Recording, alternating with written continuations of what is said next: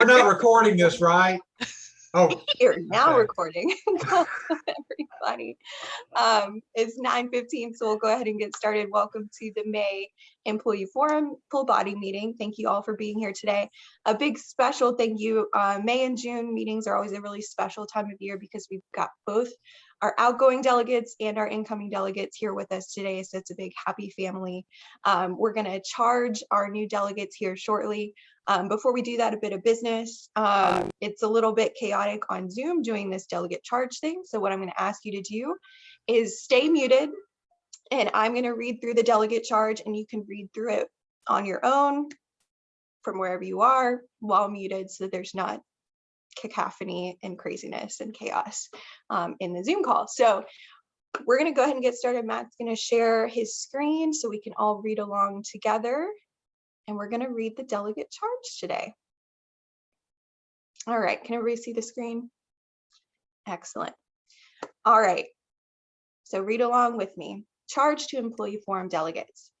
I share the Employee Forum's mission to seek to continually improve the quality of life at the University of North Carolina at Chapel Hill for its students, faculty, and employees through mutual understanding, recognition of employee contributions, and respect for the worth of the individual.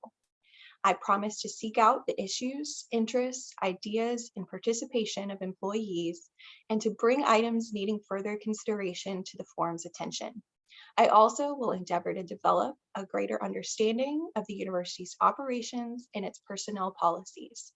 I will work to develop proactive, progressive recommendations and advocate these to the administration and to employees, and to provide an effective two-way communication link between the administration and the employees. I will help foster an open, positive environment through the university and will support achievement of the university's mission of teaching, research, and public service. Excellent. That is the charge. You are now charged with this mission for the Employee Forum in your time as a delegate. We appreciate each and every one of you running for this role and serving the university in this way. It is very much appreciated, and we look forward to working with each and every one of you. With all of that said, we're going to move on to the next portion of our agenda, which is the Chancellor Roundtable with Kevin Guskiewicz, and we also have guest Chief of Staff Christi with us today. So welcome to both Kevin and Christi. Thanks for being with us. Great. Thanks, Katie. It's great to be with you today for our final discussion of the academic year. It has been a long semester, as I don't have to tell this group, but certainly I think a very good semester, one in which we're about to celebrate our graduating seniors, the class of 2022. I'm looking out my window right now with a long line of students with their Carolina blue caps and gowns out here. They've been taking pictures for the most of the past 2 weeks, and we are certainly looking forward to commencement on Sunday with Frank Bruni as our speaker. And I'll just say that everything that we've been able to accomplish this year, this spring, and these students standing out here getting ready for their commencement couldn't happen without our incredibly dedicated staff, employees of the university. And so we're grateful, and I want to thank you. Along with many other events, that the commencement certainly is one of the celebration, but we'll also later this afternoon have the Umoja graduation ceremony. Looking forward to that. Tomorrow, or Friday is the red, white, and Carolina blue ceremony for our military students, the Buckley Public Service Scholars, and more. And I know several of you will be attending and or have helped to coordinate some of these events. So again, I'm grateful for that.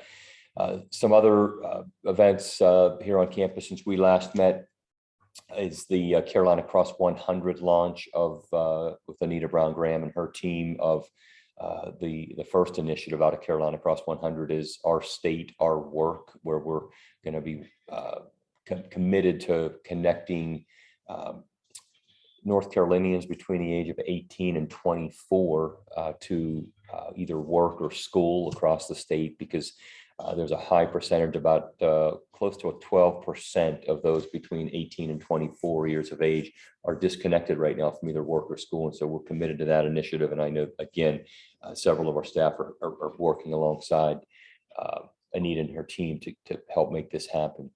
We had a really great Carolina Engagement Week. We had our Arts Everywhere Day.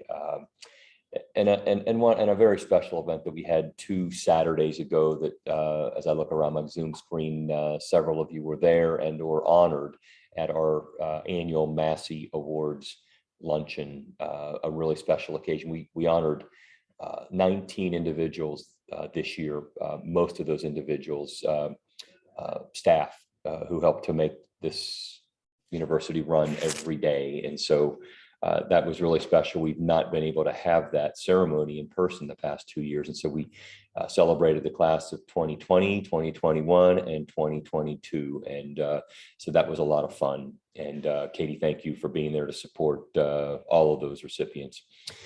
Just a couple other highlights. The Board of Trustees approved our first all funds budget that the university's ever had. And I'm really proud that we have balanced our budget for the first time in about 9 years. And this is allowing us to reinvest in our people and in our mission. And we're working really hard to be sure that we do this in a strategic way where we can protect them, our people, our top talent here at the university. And so, we've talked at length about this over the past several months, and we'll continue to work hard to do that. But having a balanced budget and a all funds budget that's allowing us to be every unit on campus to be transparent about where the dollars are coming in, when they're coming in, and where they're going out, and what it is that we're funding. So I'm really happy with where we are with that. Admissions for undergraduate students. We had another year of record high applications, 58,000 applications for about 4,600 spots. And that class, the class of 2026, as it will be, is just coming into shape now. Where the deadline to accept our offer was Monday, and so we're getting close to knowing what that class will look like. But we're very excited about another incredible class, a diverse group of students who will have an incredible opportunity here at Carolina. But to work alongside them and to help them along their journey to start their careers. We'll all, I know, can be committed to this class, and it'll be fun to see how they mature. The campaign for Carolina, as you know, we hit our milestone of $4.25 billion in January, and I've spent a lot of time out on the road of late trying to get that closer to $5 billion that will help support our faculty, staff, and students in ways that we don't even fully understand at this point. But it's going to this record campaign that we have had will be supporting our initiatives and our students and our employees for generations to come. So we're really excited about this, and we have incredible stories to tell, and people believe in Carolina, and that's why we have hit that goal a year in advance, and we'll continue to work hard through this year, through December, to hopefully reach the $5 billion mark. Just a few more updates. We're in the final stages of the searches for dentistry, the College of Arts and Sciences, public health, and nursing. And we'll be making an announcement next Wednesday about at least 2 of those deans I hope that we'll the following week be able to announce the remaining 2, and could not be happier with where we are. I want to thank all of those who have participated in the search process. I said my goal was that we would have this wrapped up by about mid-May, such that the candidates would be starting no later than August the 1st. And we have hit that goal, and I'm very happy to we'll be very happy to make these announcements here over the next few weeks. And then also with that, next week we'll be announcing the hiring of our new chief of police, and that we just wrapped that up yesterday. We're finalizing the one last part of the process, and but we will make an announcement, I hope, by next Thursday or Friday at the latest. And I think we'll be very pleased with the outcome of that search. And then finally, the Vice Chancellor for Communication search is well underway. And again, I'm optimistic that we'll have someone in place there probably about August the 15th is my goal for that search. So again, it's a busy time, despite the fact that the semester is winding down. I want to again just end my remarks by saying thank you. Our students would not be, as I've already said, graduating this weekend without you, our dedicated staff. And I'm just grateful for your hard work and sacrifice throughout the challenges and hardship of this past year. And just want to thank you for all that you do. So with that, I'm going to turn things over to Christi Hurt. Christi is my new Chief of Staff. She was previously the Senior Prevention Strategy Officer for the university. She also has served as the Interim Vice Chancellor for Student Affairs. And I think you're going to really enjoy getting to know Christi, for those of you that don't know her, and working alongside her. It's been a lot of fun over these past few months. She started on February the 1st.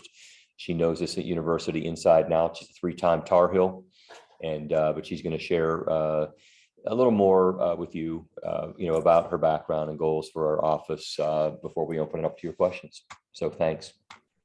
Thanks, Kevin. Katie, did you want to say something? Oh. Just said thanks. Good morning, everybody. So yes, I am Christi Hurt. I am serving as the Chancellor's Chief of Staff. It is wonderful to see you all and so many familiar faces and friends on this call. So it's just delightful to get a chance to interact with you. I have tremendous respect for the 4 minutes work. So thank you for spending some time with me this morning. As Kevin said, I was formerly a couple different things in student affairs. And before that, also worked in the Carolina Women's Center as the director there. And I was the university's first full-time Title IX coordinator. And I offer those sort of stops on my journey because I've been a staff member at the university in a variety of divisions for a long time. And I would like to think I know this place inside and out, but I also know it is vast and deep and filled with surprises. So one of the things I like to bring to the role is a non-ending curiosity for this place and who's working on fantastic things and learning about new surprises every day. And I continue to find those. So thank you to all of you for your work. Before I got to the university, I worked in nonprofit organizations. And I like to talk about this for a minute because I think some of the work translated just amazingly well into what I do at the university. I worked at a statewide coalition out in Washington State for a number of years, where we served as the membership association for all the rape crisis centers in the state. And in that job, I had to figure out what was different from like small town Washington to Seattle and try to harness a legislative public policy agenda between all those different organizations to deliver to the legislature and to the governor. And I like talking about that work because it's a lot like what I do in the university, because we have such different interests, such different perspectives on our work, but ultimately we're all driving towards the same thing. In that job, it was trying to end violence. In this job, it's trying to serve our students, faculty, and staff, our state, and do our research. And figuring out how different people approach those pieces of work is fascinating to me, and trying to find our common threads and our commonalities so we can bring resolutions and solutions to the world's greatest problems just fascinates me. So a lot of what I learned in my coalition building work is what I bring to the Chief of Staff job. It's what I brought to my Chief of Staff role in student affairs, trying to figure out all the different ways we can serve our students in that capacity. And it's what I bring to the role in the Chancellor's office. And so just from a values perspective, I've spent most of my career trying to solve problems for people and trying to make, to say it sounds awfully glib and trite, but make the world a better place. I have very low tolerance for people and things that make life more complicated. So I like to try to make them easier for everybody. And that's another common thread in the jobs that I've had over my career. And that's, I think, a driving force for me in this Chief of Staff job. There's sort of no problem too small, right, to try to solve. And the thing that I like to do in this space is when there's a challenge or where there's an issue, I convene. And so I like to bring people together who have different perspectives on an issue, sit in a room, whether it be physical or Zoom, and try to solve it. And so what I want to offer to you is that I like to serve as a connector and a communicator across the university, of course, pursuing the goals that the Chancellor has in our strategic plan and making sure that we're working with leadership on all the different priorities of the institution. But also if there are issues in divisions, departments, units, that bubble up into the space in South Building, I like to convene folks to try to solve them. So I offer that to all of you. Again, no problem too small. Happy to try to help in any way and bring in folks who can leverage their expertise and experience to try to make this place better. And so that's a lot about what I try to do. When I was in student affairs, folks joked that, and some of you are on this call, that I was the Olivia Pope of the organization, sort of the ultimate problem solver. And I think that that's one of my favorite things I've ever been called. I'd like to be your Olivia Pope to try to make sure that we can solve problems as they arise, advance our agenda, and serve this great university in all its ways. So that's a little about me. I think that the priorities for the year, really get steered by what our strategic plan tells us we're trying to do. I work on the Chancellor's initiatives. Yeah, exactly. And Jesse, it's been handled. I like solutions. So we're trying to pursue our plan, pursue our agenda, and make this place run smoothly. So anyway, I'm happy to answer any questions. Before I worked in the Coalition Against Sexual Assault in Washington State, I also worked here in the Rape Crisis Center for a number of years. So I cut my teeth at the Orange County Rape Crisis Center. I went from there to an AIDS hospice organization when there was one in Orange County. And so again, facing some of the world's toughest problems from a very early part of my career, and I carry those lessons with me everywhere I go. So that's a little bit about me, and I am happy to turn it over to y'all for questions. Excellent. Thank you so much to both Christi and Kevin for your updates and remarks. And Christi, it's great to meet you in this new role that you're serving in. So welcome, and thank you for everything you're doing for the Chancellor's office. So I guess I'll start with a question for Christi. So you use the word coalition, and I think coalition is a great word for the work that the forum does. So what would your vision be for how the forum can best work with you and the Chancellor's team as a coalition to help solve staff-related problems here on campus? Yeah, and so one of the things that I like, and this comes from my endless watching of West Wing, I like Leo McGarry's approach. Like, if you're going to bring me a problem, bring me a solution. And so I think that that's one of the ways. It doesn't mean it's the solution, but I think that if we are sort of dealing with challenges that we hear, and the forum's a great spot to sort of gather and sort of put our arms around those. I'd also like to spend some time thinking about what the answers are, and then we can prioritize and sort of do feasibility testing against what those solutions might be. And then that's a time to really bring it forward, whether it be to a vice chancellor or a department head, wherever those challenges lie. And I'm happy to facilitate that if there's a way that I can be useful. But I also recognize sometimes local problems have local solutions, and they don't even need to be touched, right, by folks in South Building. But I'm also happy to help steer a little bit to help decide where things need to go, a little of that train conductor approach. So the forum, I think, is a great partner in developing the solutions to the problems that you all identify, and then figuring out where those conversations need to be had. Great. Thanks, Christi. Laura, your hand's up. Hey, yeah, I am so excited to have you in this role. Congratulations, Christi. And I also want to watch a lot of TV with you. Scandal. Sorry, that sounded like I watched way more TV than I actually do. That's okay. It's fine. It's fine. So I have less of a lofty question and more of a nitty-gritty question. Maybe it's better for the Chancellor. I'm not sure. What are the plans for our COVID testing on campus for the summer months? I assume an email will be coming out soon if there are changes, but I think we're all feeling like we are sadly not out of the woods yet. Yeah, we have a team that continues to monitor things very closely, Laura. And again, as I've said before, we're lucky to have amazing experts here in public health and infectious disease. And we are going to, and Christi, you may know the exact date, but I think ramp down and eventually close the Carolina Together testing program. I think that was just announced recently. We'll still have testing available, obviously, at Campus Health for students, symptomatic testing. But we're planning on opening up this fall, again, knock on wood, hopefully in the absence of any new variants or spikes, as we saw, on multiple occasions over the past year. But we are prepared if we have to reopen that the Carolina Together testing program, and to provide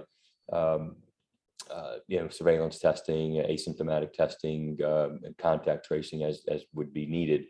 But right now, the plan is to ramp that down over the next several weeks, and if not sooner. Christi, you may have the exact date. I know there was a message from Amir Barzan recently. May 9th. It's all changing up. So it's coming up. That's in the next few days. Few days, Monday. So, but that is the plan for now. As I started off by saying, is that we will continue to monitor this, is that team will continue to meet regularly to provide guidance for us as they're monitoring this and tracking anything across the country, across the globe, in terms of where this may be. There may be something new out there. Thank you. Other questions for Kevin and Christi? I just want to say something while you're thinking of a question, if you have another question, but something that Christi said. One of my goals for the year, and Christi's really good at this and is going to help us. She's a great connector and facilitator of moving things along more quickly. Again, I've tried really hard not to have COVID get in the way of progress, but admittedly, there were certain initiatives and certain challenges we were facing that we were trying to work on where the pandemic did get in our way for a while and create an obstacle for us. But my goal as we get through commencement here, and our team's going to be working really hard. We're not stopping. We might come up for air on Monday after commencement for a few hours, but be right back at it. And I really want to try to move things along more in a more timely manner. I know some of the times we get requests or questions that come from the forum, from faculty council, from our student groups, and I want to work really hard over the next year to respond more quickly to those that we either can't act on, just being able to say that right up front, or those that we want to. And I hope that's most of those that come our way, that we can move forward to do it in a more expedited way. And that's a major goal for me starting next week. Great. I guess I had another question. So we've kind of talked about this before, and I know there's restrictions on some of the gifts given to the university as a part of the campaign for Carolina that you talked about that gained $4 billion. I just was hoping to kind of work with you, Kevin, and your team to figure out ways we can leverage that money to kind of help lend some of the funding support necessary to bolster staffing levels across campus that are kind of seeing some severe declines and are kind of exacerbating some operational things on campus. So any creative ideas, I know within the bounds and the limits of what we can use that money for, to kind of help lend itself to this crisis. Yeah, no, I appreciate that, Katie. You're right. About 93% of our endowment is restricted. There is but what happens, so that whenever we have a really good year with that, and the endowment is putting out a little more than maybe the 5.2% that we anticipate every year. Last year we had a really good year. Unfortunately, this first quarter has not been great, so we're not going to have the kinds of returns that we had last year. But when we do have good years and we can have the endowment pick up, some additional salary costs or expenses for certain initiatives, that frees up some state dollars that we can put toward our employees, that those are opportunities for us, and we have done some of that this year. So we'll continue to look for those opportunities. Great. Stephanie, your hands up. Thanks, Katie.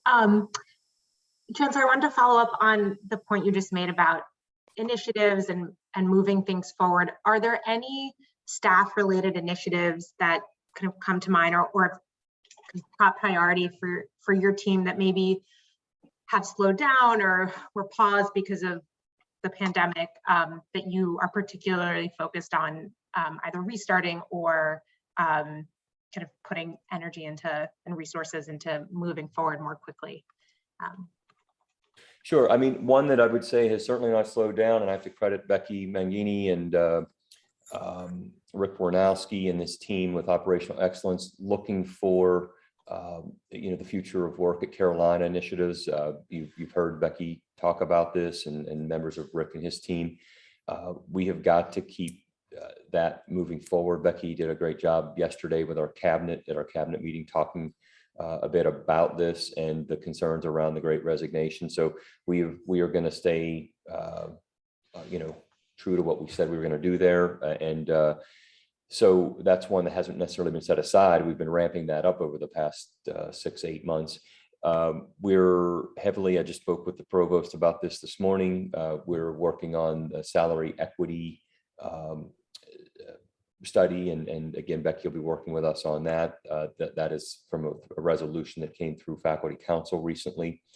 And now that we have a balanced budget, we're continuing to ask the UNC system and Board of Governors for more flexibility around how we can, and also looking more closely at the salary bands that at times we're all challenged by. And Becky has done a really good job of providing me with information that I can go and advocate and try to make a case down at the system office for why we need to rethink some of those policies and the salary bands themselves. So we're much better positioned now than we were a year ago for given some of that flexibility to move and act on it. And so that's an example.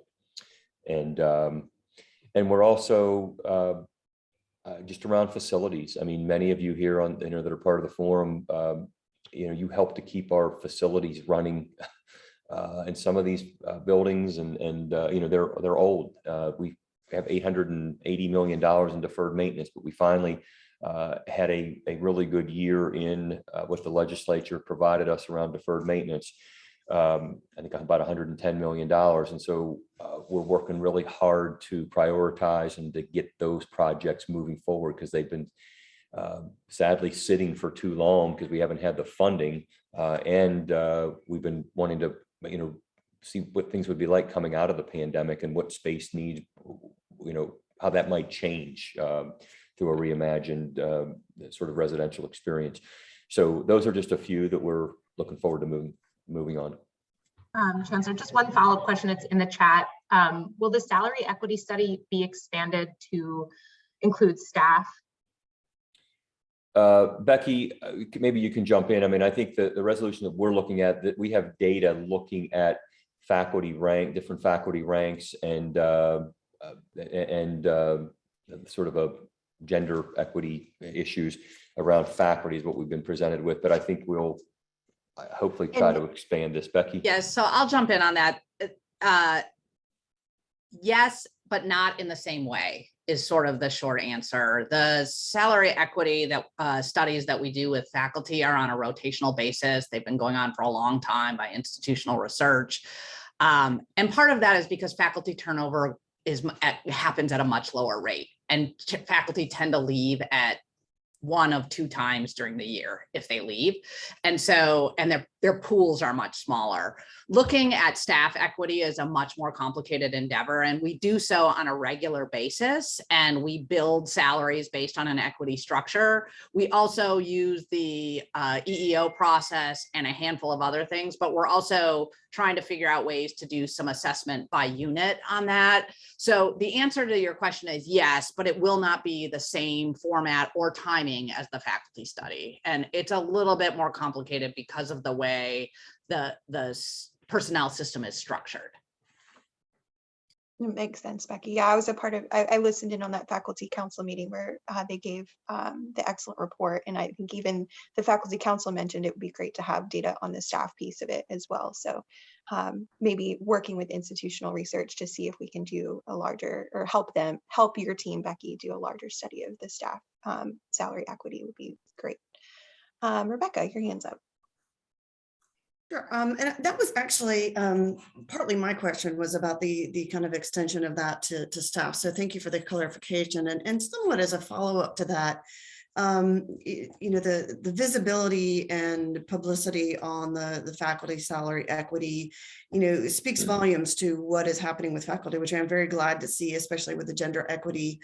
I think part of the challenge is the invisibility of what we are doing with staff. It definitely is perceived by some as not being considered at all because it is invisible and not as publicly acknowledged. How we research and look at faculty or staff salaries and how that process is done. And so I think some more transparency around that, so staff know how that is being researched, how that is being handled, could have a positive impact on morale if there is a little bit more publicity and visibility on that. I just wanted to share.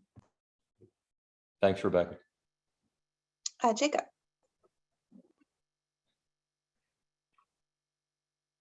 Yeah, I kind of actually wanted to circle back to the capital improvement discussion, considering the rising costs both on the personnel and materials front on capital costs, which is anybody who's been working on their house in the last 2 years knows how bad that's gotten. But also it's compounded by difficulty maintaining and attracting new staff, particularly in the trades industries, because we cannot compensate anywhere near what the private market's doing. I know that that's already affected issues at my building where I interact. There are delays in getting basic maintenance done, and I'm a little concerned about, just because there's I don't know, it seems like staffing is affecting a whole lot of issues, and it keeps not being centered. It keeps being the third thing on the list. And I don't know. It just seems a concern that I thought should be raised. I'll leave it at that. Yeah, no, I'm very concerned about it as well.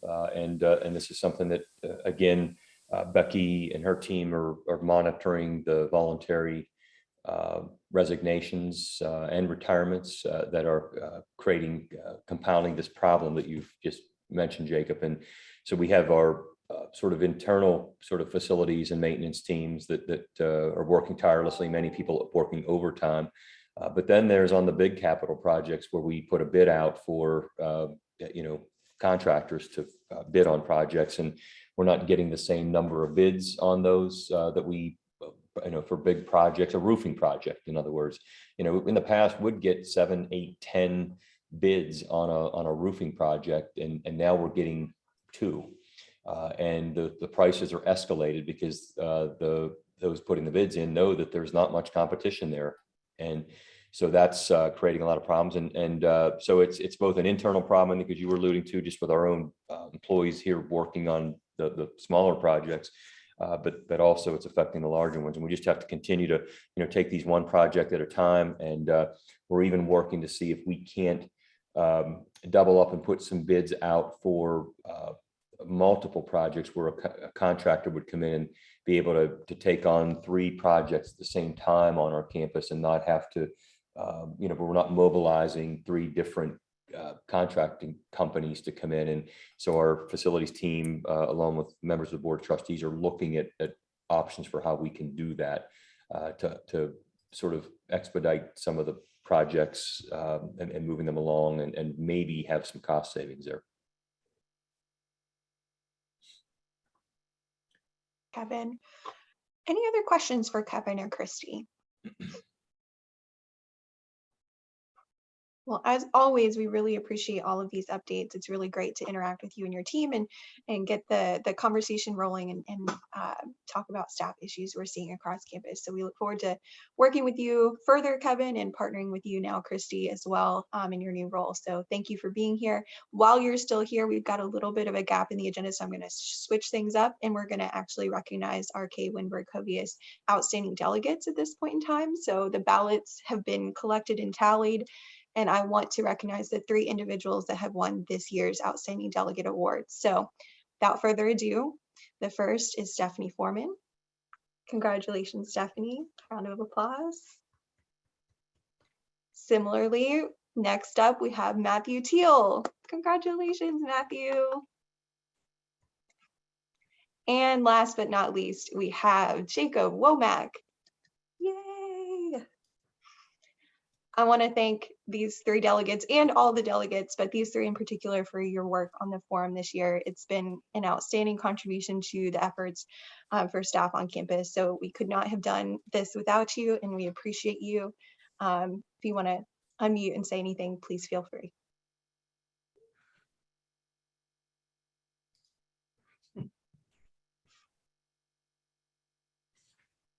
All right, quiet group for today. So congratulations, you 3. Thank you. We'll have your plaques ready at by the June meeting when we do our peer recognition awards, and we'll find a way to get those plaques to you. So congratulations. All right. Well, thanks again, Kevin and Christi, for being here with us today.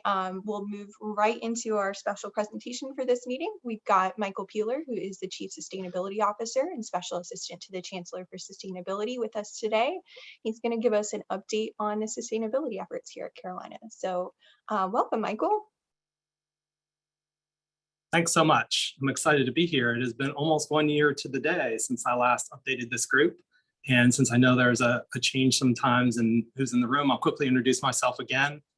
My name is Mike Piehler. I've been at the university for a very long time. In fact, all of my career, except for one job where I worked in DC for 1 year, 3 degrees and a whole bunch of different jobs. I was at the Institute of Marine Sciences for about 20 years and moved up to campus in 2018 to direct the Institute for the Environment, and then took on this sustainability job. So I come to sustainability from a slightly different perspective than some of my colleagues who are in a similar position. But in my estimation, and I'm an optimistic person by nature, it's working really well. So I'm excited to give you an update today. We talked about really substantive stuff last year, including a new climate action plan. But today I'll cover all new material, which I think is a little bit of an endorsement of our effectiveness over the year. So first off, I would just encourage everyone to please go to sustainable.unc.edu if you ever have any questions or if you're just interested. Everything I'm going to talk about is there today. We have data, we have reports. If you ever have any questions, reach out to us. There is a tremendous wealth of information about our sustainability operation on that website. And also please follow us on social media. We've filled our communications position, and I think we are an interesting and not overwhelming follow on all platforms. So please do that. So Sustainable Carolina is both our strategic framework and is also the name of our sustainability working group. There are 4 people and me in that group, and we were fully staffed for several months until one of our great people was hired away, keeping the theme of some of the things we talked about earlier today in this meeting. Exceedingly happy for him and searching now to fill that 4th spot. We have, as part of Sustainable Carolina, the Sustainability Council, which is faculty, students, and staff from across the university with expertise in sustainability, whose work is directly connected to the things that we are trying to achieve through our Sustainable Carolina strategic framework. This group has been really engaged, has been exceedingly helpful in a lot of things that we're doing. We're about, I guess, 1.5 years in with them. So it's still, we're improving, but I think that it is a great representative group that has drawn on the expertise of the university in a way that we hope for, and with perspectives across the university. So as a group, we're working to advance the university's sustainability practice, but also really actively trying to connect to the research, education, and service activities of the university. And there are lots of examples that have been publicized a little bit recently about ways that I think we're succeeding. And I think that that's how we will be fully effective, is if we are taking advantage of all of the legs of the stool. And I'm going to be biased here and put sustainability as a leg as well. So we have a 4-legged stool now. So I did want to just highlight some specific, some things that we've achieved in the last year. So talk a little bit about progress. Our carbon emissions are down 40% since 2007. Because we have amazing data and understand exactly why this is happening, we know the proportion of which that is attributable to the pandemic and the proportion that isn't. And so some of that we'll expect to bounce back and maybe be down something in the 30s, but we'll have a good sense of why that happens and what things that went on in the pandemic, maybe practices that we can adopt going forward to improve our sustainability performance. One that people talk a lot about is our coal use at the cogen plant. That's down 52% since 2007. We've had 18 and 17% reductions consecutively over the past 2 years. So we are making material progress in moving away from coal. We also have had some really interesting things released recently. Last year, I talked to you about the climate action plan. This year, we have a water plan. In the past, the university had declared carbon neutrality, which was a reflection of not using more water than would have fallen on the campus naturally if it were not developed, which I think is an interesting metric and a great thing. We have bigger aspirations, and the water plan outlines those, and they range from conventional efficiency improvements to really better integrating with our water use and its connection to natural systems, which is something that I've done in the past and actually now as far as my research program. Another recent really exciting development is I talked last year about the Champion Revolving Fund, which is funded by Hanesbrands. And this is a nice example of $1 million in the capital campaign that is going to make our university more sustainable, to help our students understand how these interventions can be taken and why they are cost effective and why they're just a smart idea, and also sustain that fund going forward. So creating with donor dollars something that's going to benefit all of us and hopefully not only sustain itself, but grow. So the Champion Fund is a green revolving fund, which means it accepts ideas from the outside for efficiency projects. If they're found to be tenable and something that we think we can take on given the criteria we set, we'll work with the people who propose the ideas to make them happen. So some examples would be like moving to LED bulbs in big buildings can have giant savings. So you can imagine with a reasonable set investment, you get all new fixtures and all new bulbs or just all new bulbs, reduce energy costs significantly, pay back your investment, and then also have an ongoing savings to the university. So it feels as though it is a win-win for everyone. It's not a simple thing, as many of you could imagine, within the business operations of the university, but we are working hard to make that work. And the last thing I wanted to do is just make sure that we can continue to be clear about, we're very honest about the challenges we're taking on. We're very honest and upfront about, we want to be moving away from coal, and we are. As we get media coverage, we try to be as clear as we can and interact with folks and give the facts. And occasionally we notice that there are certain themes that seem to be appearing over and over again in coverage. And I just wanted to quickly run through those because I think it's important that internally as a university, we know what's happening with sustainability. At least that's really important to me. So one thing is there have been some criticisms of our commitment changes where people are talking about the commitment to be off coal by 2020 and then now we're saying we're going to be carbon neutral by 2040 and saying that's a bad thing. But in fact, we originally said we were going to be carbon neutral by 2050 and moved it up to 2040. So that's something that I just want to be clear on, is that our commitments to carbon neutrality, if anything, have been accelerated. Another thing is our climate action plan that people, I'm really happy, have been paying a lot of attention to, contains a lot of TBDs, and that's the to be determined in terms of net impact of that activity. That's become confusing as well and has been suggested to be something that we're going to determine what we're going to do. Well, we're not. We know what we're going to do. We just don't know exactly what the benefit's going to be. So we're cleaning that language up.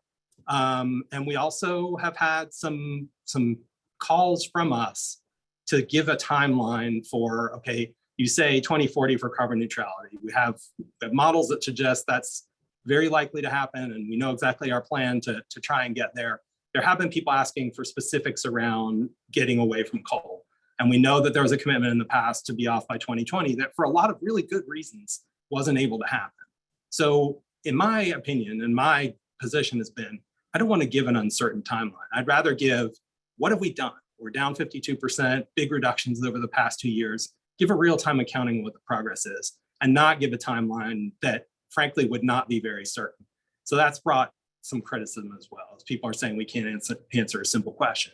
But it's not a simple question. It involves infrastructure, and we're working hard to do the best we can and are making great progress. But I think it's, in our estimation, it's better to have the information on what's happened rather than estimations of what could happen. And so I just like to cover that because I don't want there to be misunderstandings from within. I want everyone to understand the challenges that we acknowledge and the approaches that we're taking to meet them. And when we fail, we'll share that as well. But for now, we have some good news and I'm excited to report it. And I would be happy to answer any questions. Excellent. Thanks for those updates. Liz, your hand's up. This is a quick one. I'm just wondering, Mike, if you have a counterpart in the UNC healthcare system.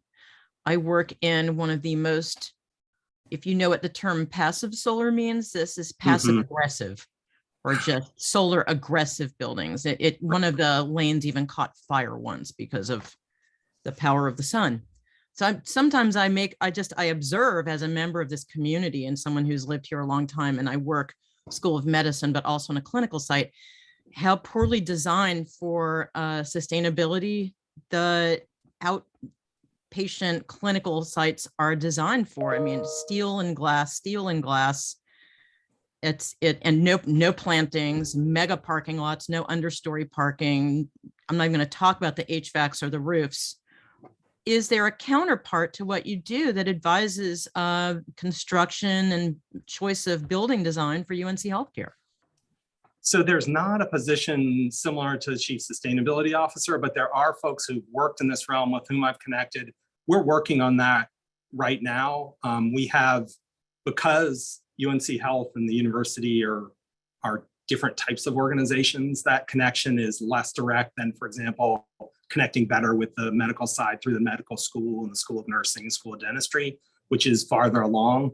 But the short answer is there's not a person exactly like what I do, but we have had a lot of discussions about opportunities to connect efforts and have things we're doing on our side in terms of strategy and planning and thinking about, you know, ways to meet our big future goals, not be lost to UNC Health and to that side of town. So let me also put in my plug, since this is being recorded, more electric car charging stations with solar powered shelters over the cars. Build them and they will get used. Thank you. We have a feasibility study going on right now for EV charging with the town in Chapel Hill and Orange County. And so we're looking to not only do it, but try and do it smart. Okay. Matt, you're up next. Yeah, good morning. I just wanted to, first, Mike, thank you for being here today. I really appreciate your presentation. 2 questions. So first, is there a way to build sustainability requirements into our university procurement practices? So as we think about, as the Chancellor was talking earlier about $900 billion roughly in deferred maintenance, how are we going to invest in this university in a way that doesn't just get us back to where we were pre-pandemic or pre-10 years ago, but how do we invest in our future in a way that's sustainable? And then second, is there a way the employee forum can better partner with the sustainability committee? So I was leading a group of some of the employee forum members looking at this issue before I had to deal with some of the housekeeping issues became particularly urgent, and we drafted a resolution on that. But for example, could the forum have someone to serve on the sustainability committee and serve as a liaison between the 2 groups? So starting with the first question, thank you for both of them. We do have policies like energy efficiency policies that call on purchases to consider energy efficiency when they're being made.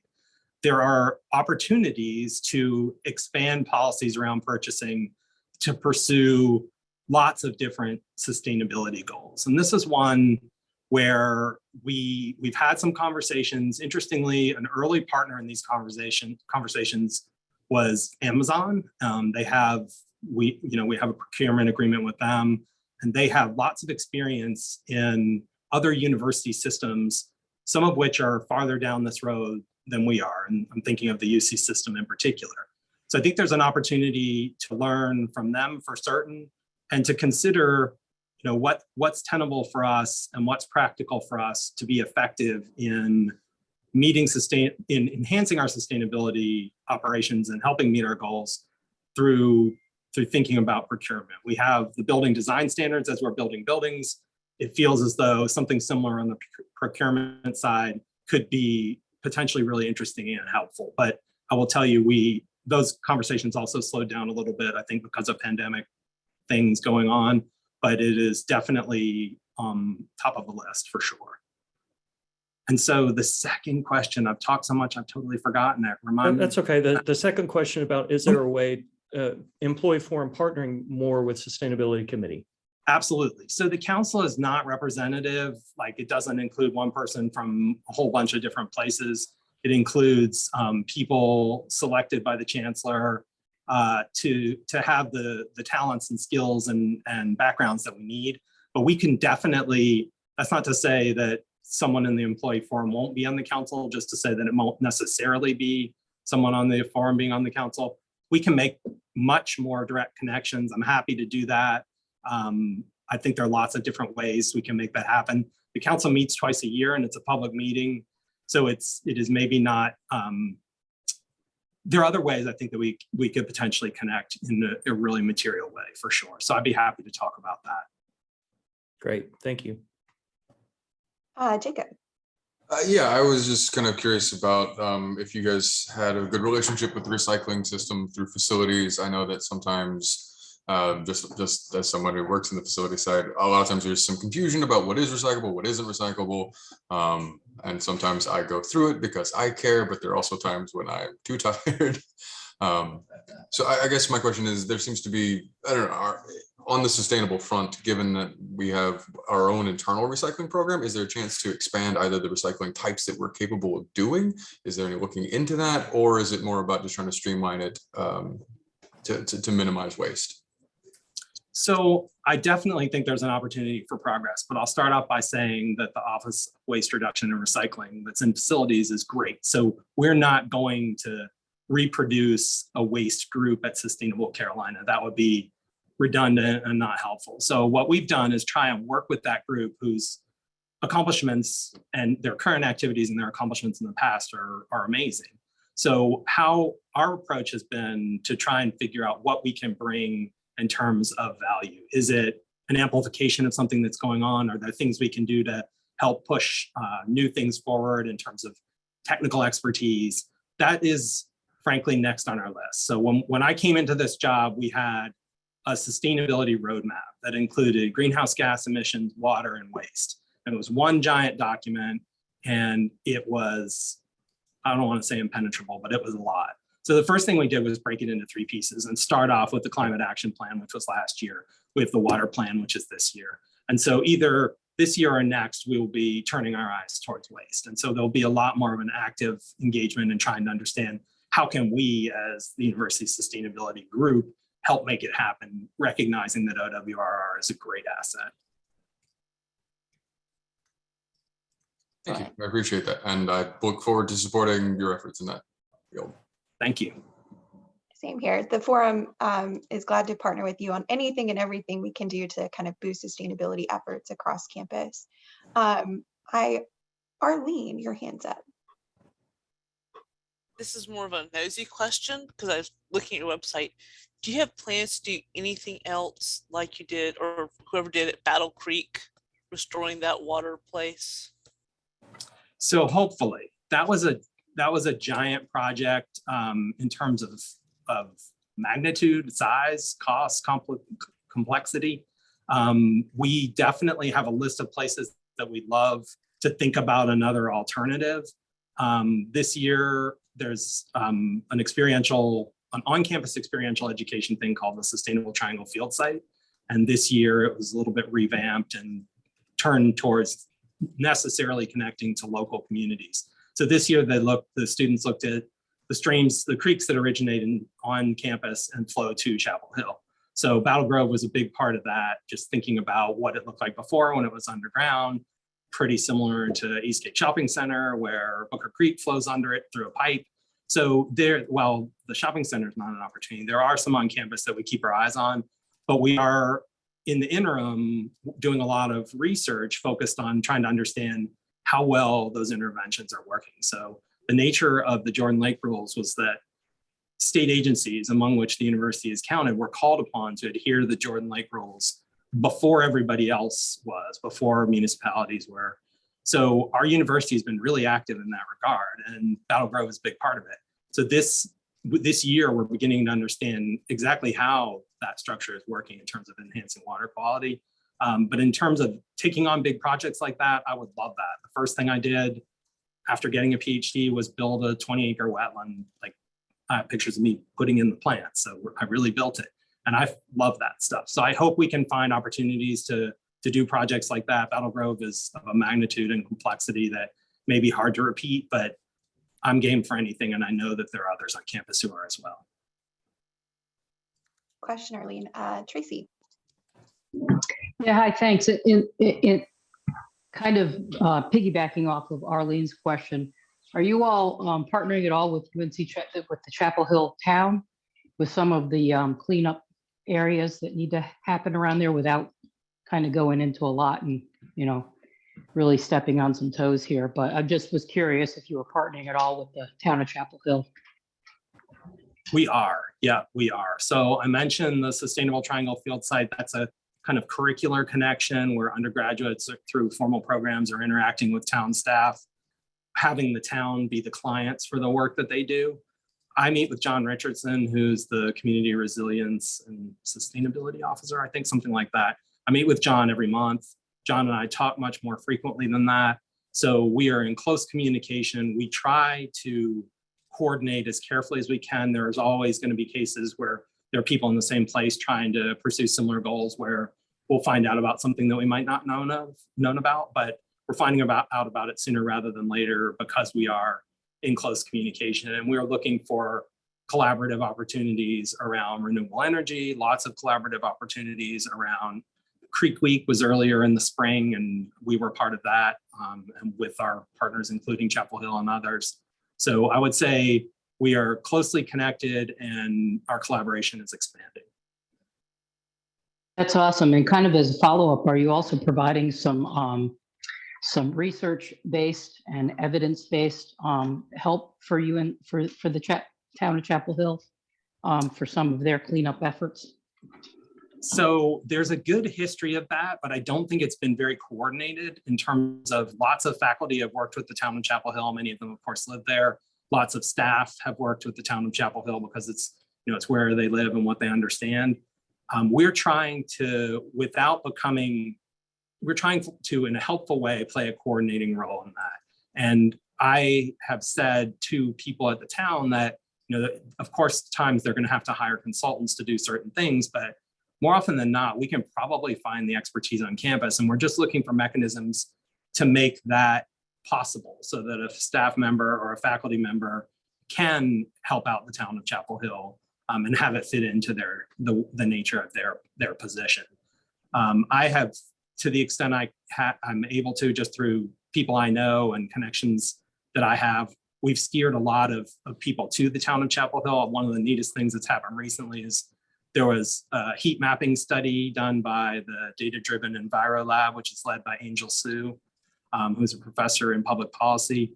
That was a great thing for Angel's lab and also an amazing thing for the town of Chapel Hill. And it's just the beginning with that one. So we're looking for opportunities like that. And then also perhaps the slightly lower profile, but similarly valuable efforts. Like our group does a lot of work in streams. So we're thinking about a stream sensor network, and could we find a way to do that collaboratively with Chapel Hill? Yeah, thank you. I appreciate your efforts. Welcome. Excellent. Thank you. Any other questions for Mike?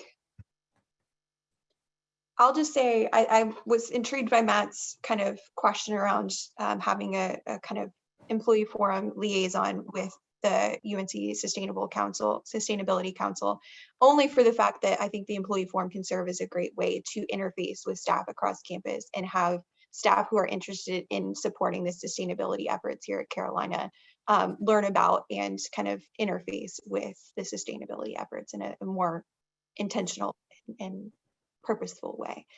So I'd love to think through those things with you, Mike, and communicate with you on how we can better partner with you. No, that would be great. And I'm happy now to have been here twice in less than a year to speak with you all. And I think that's a great start. But I think anything you'd like to do as far as a more tangible connection, I think we can talk about how that works best. And I'm definitely game to make that happen. Katie, if I can just jump in real quick, I want to thank you for bringing Mike to the meeting. And Mike, thanks for all you do. You're doing a great job in the way you're connecting the town, and the town's desire to move this forward along with universities is really important. And so we're grateful. And I think that the forum is a really important resource for you and your council because they're the eyes and the ears, on a daily basis that many of us don't see where there's a need for improvement and where we can make a difference. So I'll thank you, and I want to thank the forum here as well for making this a priority for our campus. So. Excellent. Thanks, everybody. Thanks, Mike, for being here with us today. And we look forward to having you back again soon. So absolutely look forward to it. Thank you. All right, we are transitioning to our traditional human resources update with Becky Mangini, Linc Butler, and Jessica Pijas. Welcome, everybody. Thanks for being with us. Good morning, everyone. It's good to see everybody. Happy end of semester. I have a relatively short update today. And I have to admit, it's pretty hard to follow, Mike. That was an excellent presentation and great opportunity for me to learn a few things as well. Much like the Chancellor started by thanking all of you I also want to thank you, not just for all the work you've done to get us through the end of another academic year, but also because today is State Employee Appreciation Day, as recognized by the state of North Carolina. And certainly the state picks one day, we pick another day in October. We're planning October 14th to do a full-scale employee appreciation. So sort of even beyond what we did this spring. We're optimistic that the conditions will allow us to fully gather again in October. But we don't want to overlook this opportunity to thank all of you for all that you've done and continue to do in support of Carolina's mission. We know these have been a really trying several years, and you have risen to the challenge in the face of some really difficult personnel challenges, as you all have noted, in the face of COVID, in the face of a whole lot of other things. So I extend my appreciation on behalf of all of us on the leadership team. I know there's a message going out later today. I also want to acknowledge that 2,022 people are hitting service milestones, including a couple of people who've been here for 55 and 60 years. There are some days that I sit in the parking lot wondering if I can get myself into the office, and I have to imagine these people have been doing this for 60 years. Like, I mean, what's holding me back, really? That is incredible. And I hope you'll join me in congratulating not just all the people who have received or who are hitting milestones, but especially those who are at 55 and 60 years. I hope if they're interested in retirement, that's on their list soon. They've certainly earned it. I noted that October 14th is Employee Appreciation Day. You'll get lots of updates between now and then. But I would encourage you to mark your calendars. And I know in the past we've talked a little bit. I know that's not the right timing for blood drive, but if there is something that's sort of on the bigger side of things, we certainly want to partner with the forum. I know we had a hard time in the spring given the timeline, but I throw that date out now just so that we can have an opportunity to think about that. The early part of the conversation is, talked a lot about some of the personnel issues we're facing, and I hear you. I share the concerns. I can't underscore just enough how much we're all in this together and how hard this really is. There is no doubt our turnover rates are up over where they have been historically, and they're not going down at all. We're doing everything we can in the center and also working with our HR folks in the units to identify opportunities to help those who are here. We know that the biggest impact is not on those who are departing, but on those who remain. And there are a limited number of tools available to us, and we're also not alone. Every other institution in the system and every other industry in the country is facing this challenge right now. We're sort of trying to figure out what tools we have in the toolbox to move forward. I am part of a state Office of State Human Resources task force, and we're looking at options that we might leverage, particularly for our SHRA employees. Some of the things on the table include recruitment incentives, retention incentives, incentive vacation that people would come on with right away when they join, so that you wouldn't sort of be limited in attracting somebody new who felt like, oh, I'm leaving vacation at my old job. So these are not solutions that on their own are going to solve this, but collectively, if we can come up with a bunch of things, we hope that they will help. We are also looking at trying to see whether we have options for interchangeability of leave in the way that we had used it historically. And then, as many of you know, the Board of Governors at their most recent meeting passed some changes to the personnel actions. Some of that will move authority from the Board of Governors and the system office to the campuses, really to the trustees. And now then we'd have to get it from the trustees to the campuses. We're hoping that will help expedite some of the more complicated hires that have that needed layers.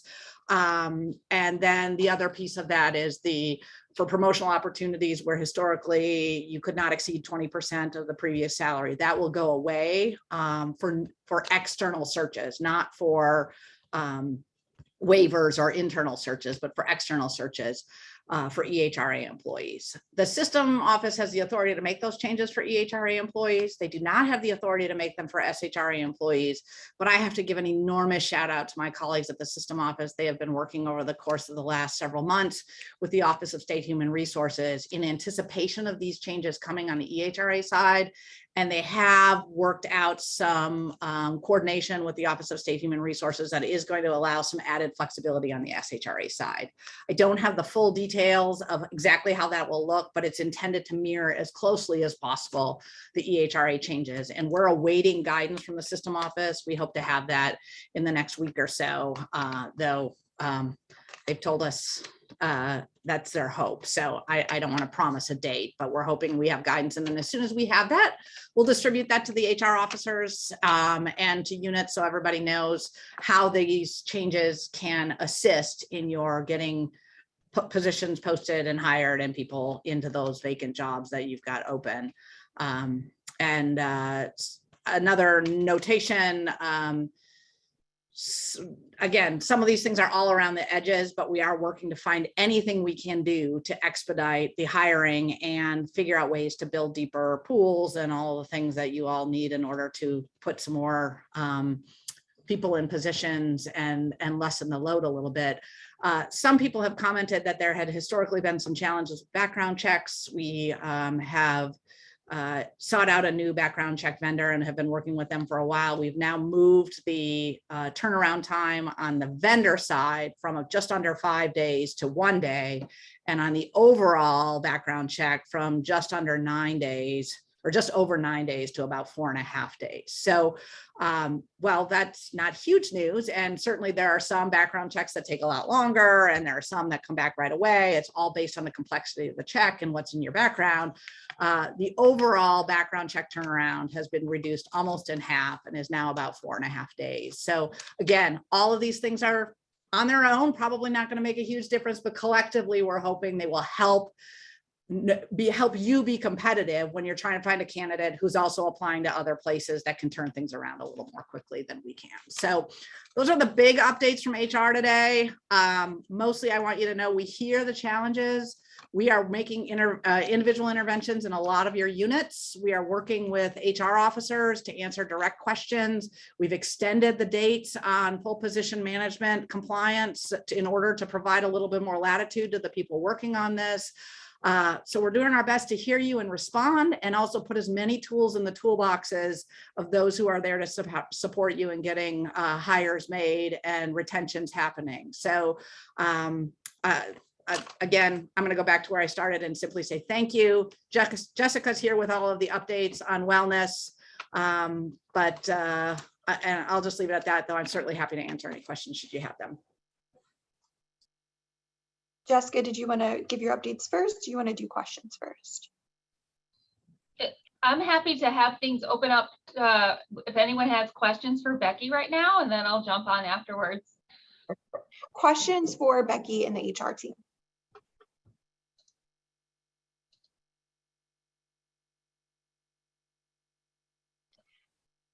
I was gonna say that was gonna be a first if there's no questions for Becky. Oh my goodness. Arlene, your hand's up. It's a very simple question. How are y'all doing? I think we're hanging in there. And I have to have, it's a little bit of a shameless plug and shout out to the HR leadership team, but they have done a remarkable job of really keeping the team together over the course of the last several years. And, you know, certainly with all of the changes, that team has been on the front end of trying to both figure them out and communicate them. And now that we've opened things up, they are, for everything that you're doing in your individual unit, the central HR team is doing that for every unit. So they have to see everything that comes through. And I have to say, I'm pretty pleased we've managed to keep the large majority of our team. Our turnover rates are remarkably good. And for the first time in a really long time, we're almost fully staffed in benefits. So those of you who've experienced some delays in either leave or benefits, we're almost fully there. And if I could pick a win for the year, that's certainly one of them. But a huge shout out to the leadership team and the full group over in Central HR and the EOC office. They have weathered the storm remarkably well, and I can certainly take very little credit, but certainly recognize the value they provide on a daily basis. Thank you, though, for the question. We got a question in the chat. Is the goal to create and implement retention incentives at the same time as removing the 20% salary increase cap for external searches? My concern would be that current employees would leave for other positions within UNC for a higher salary and still leave their current position in a month. No, I don't think the goal is to layer these. So the retention incentives are really focused. Those are things that the Office of State Human Resources looking at, specifically related to SHRA positions where searches have continually failed or they're not getting deep enough pools. We don't have authority on that yet. That's just something they're looking into and working with their commission on. The 20%, removing the 20% salary increase doesn't mean that we're automatically going to give people more than 20%. It depends entirely on what job they're applying for, and then what the range is for that job, and then what their qualifications are, and then what the equity is elsewhere in the unit. So it may be that you move from one position into another position, and the range, the lower end of the range would qualify you for more than a 20% increase over your previous salary. You'll now be able to get it without a whole lot of hoops. That said, if your qualifications really put you at 10% over, we're not automatically going to say we're going to bump you to 20% if that means you're going to be 8 and 9% higher than the people in existing roles in that unit. One of the difference in one of the earlier questions was related to the salary equity study. There is a lot more equity. I don't want to say there's not salary equity looked at when faculty come on board, but again, because faculty have specialties that are very specific, and you may have two historians, but they do a different type of history and the markets are different for that kind of history. They think about equity a little differently when making hires. When we have a hire of a program specialist, a business officer, or even an associate vice chancellor, we're looking at equity when that hire is made, and as we make adjustments along the way. So the equity piece is sort of, I don't want to say it's solved, because anytime somebody gets a retention, that throws things off, people, years of service, there's a whole bunch of other factors that layer into it, but there's a lot more regular view on equity for staff than there is on faculty. And I have to, right now I'm running all the tier 2 reviews through with the board of trustees. I have to be able to explain the salary we're making, or we're proposed offering, and then where that fits, both as percentage of market, but then how it relates to other positions in the unit from an equity perspective. And that's something all of your HR officers have to do with our shop every time they make a proposal. Randall, your hand's up. Yeah, thank you. Becky, I just had a couple questions, and one of them I'm not actually sure you're the one to answer for, but one of them is just a kind of a bump up, something I think we discussed in an employee forum meeting 2 or 3 months ago, and that is, I think, you know, around some of these issues that are being raised in the chat, I think it would be helpful if the university would offer a PTO sellback. And your response 2 or 3 months ago, when I mentioned it, was that has to be taken forward to somewhere outside the system, I think. Yep. Can we get an update if anything's happening there? Sure. So we talked about that at length at on the SHRA task force I'm on, in part because we were talking about how successful the interchangeability of leave process was during the pandemic, and an articulation that that's about as close to PTO as we've ever gotten. And one of the challenges, as I think I stated when we talked several months ago, is leave still qualifies certain employees for healthcare benefits as a retiree health benefits. And so the dissolution of sick time versus vacation time and the leave earning across various employee types is a much bigger challenge. That said, the Office of State Human Resources heard very loudly and very clearly that we understand that, particularly in teasers, there is this element of leave earning, providing additional benefits.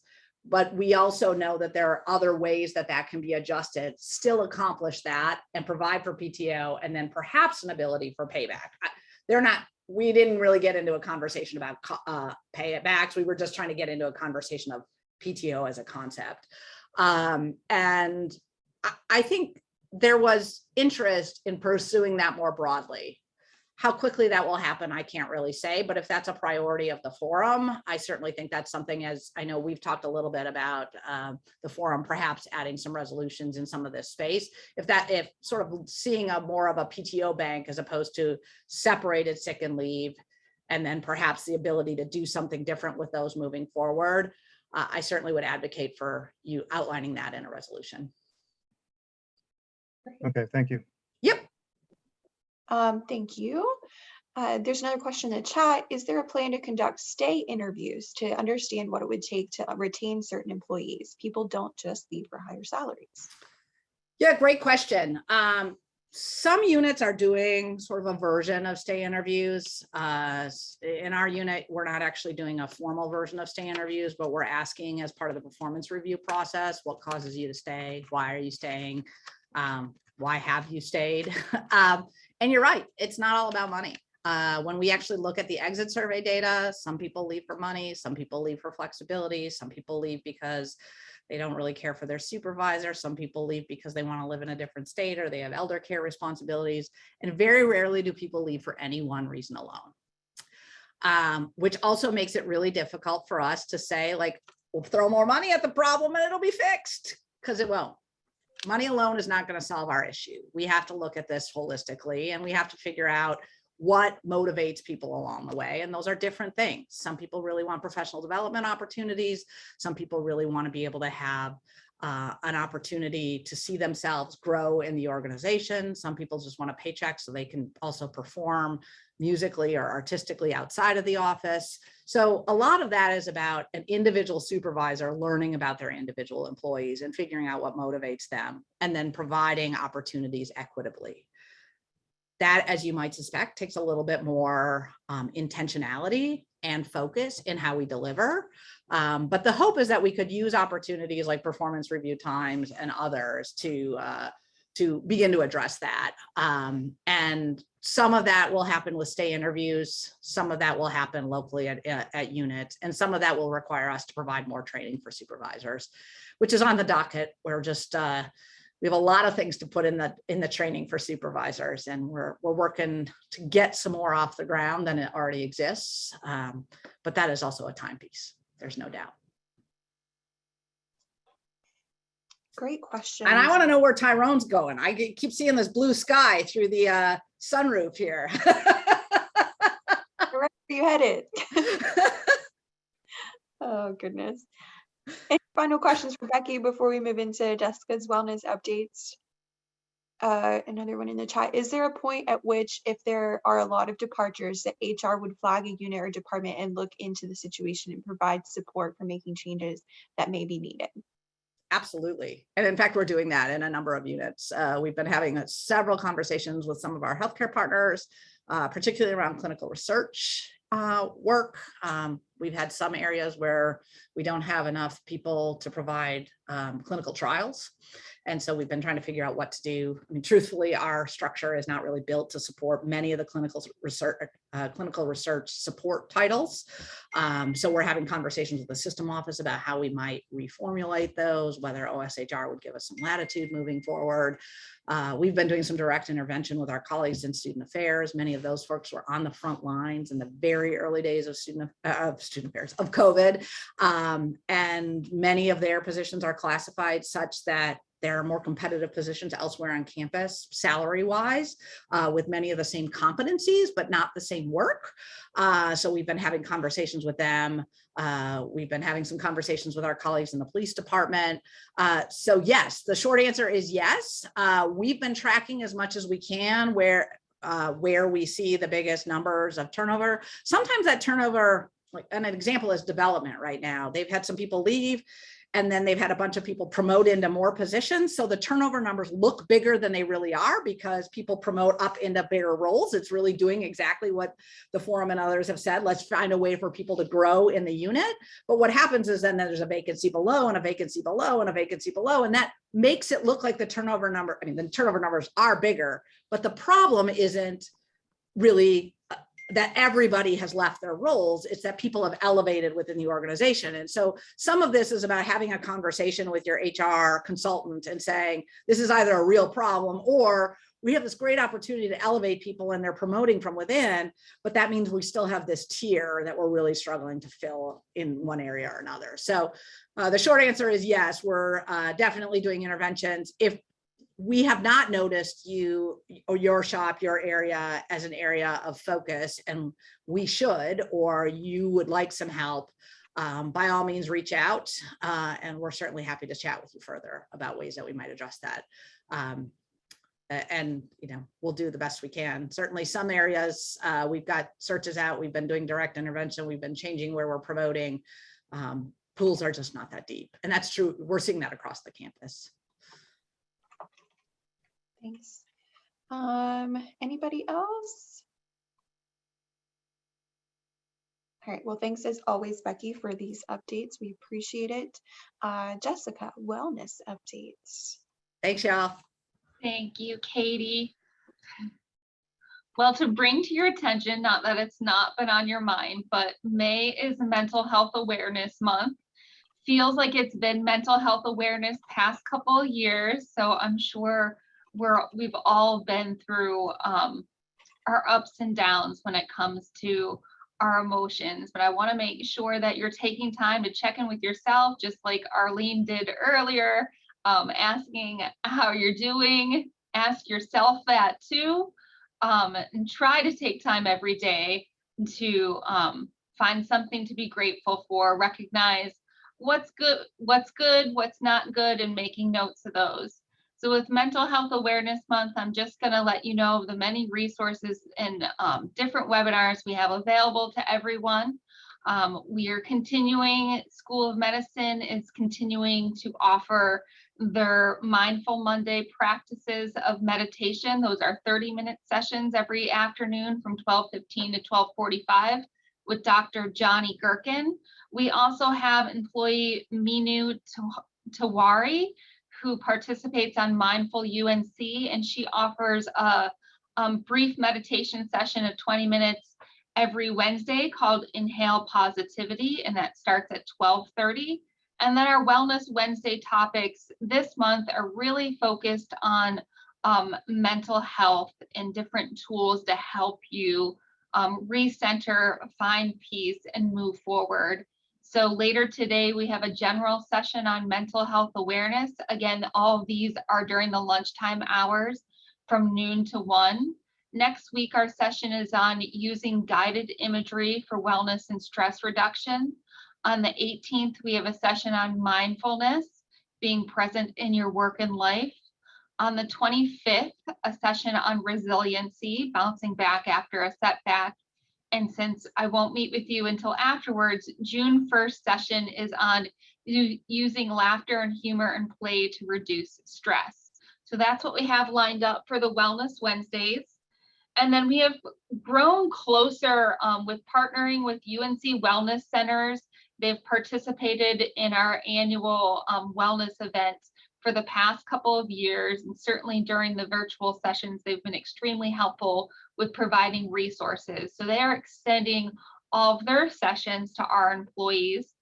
They're not on a specific day or time, but they are all on our calendar. So on the first Wednesday of every month, they have a coffee talk with the coach. Today's session is on Where Are You Going? Your Wellbeing Journey at 2. On Tuesday, the 10th at noon, they have a cooking session on cooking with local produce. Thursday on the 12th at 12:30, Twist and Shout, common knee injuries explained. And then on Wednesday, the 18th, they have a caregiver support group that meets every afternoon at noon. So that's available for all of you to participate in as well. And all of those sessions are on our calendar, and I'll drop that in the chat box when I'm finished. We have some in-person programs to share, which I'm excited about, that we're getting back out there again. So this Friday, if you're not aware, it's the annual Spring Fling. We all came together in December for bringing back the in-person Jingle Bell Jog, and we had beautiful weather. really hoping that we get lucky again on Friday. It is a rain or shine event. The walk begins just outside of the Student Rec Center at 12:15 with a check-in time by noon.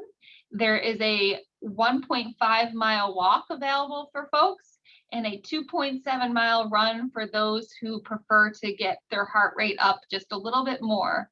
For everyone who comes out, there are refreshments, opportunity for prizes, and it will be a lot of fun. Whether you're participating as part of a team or as an individual walker, I really hope to see you out there. And then on Wednesday, May 18th from 3 to 4, Mindful UNC is having both an in-person session as well as an online opportunity for those who can't make it out to have an just time to come together, connect, and practice some mindfulness practices. So I encourage you to come out to that. It is a free event. We are closing this spring semester. So with that means that we are opening up the Helping Heals registration for summer. So that is currently open and will remain open until May 29th.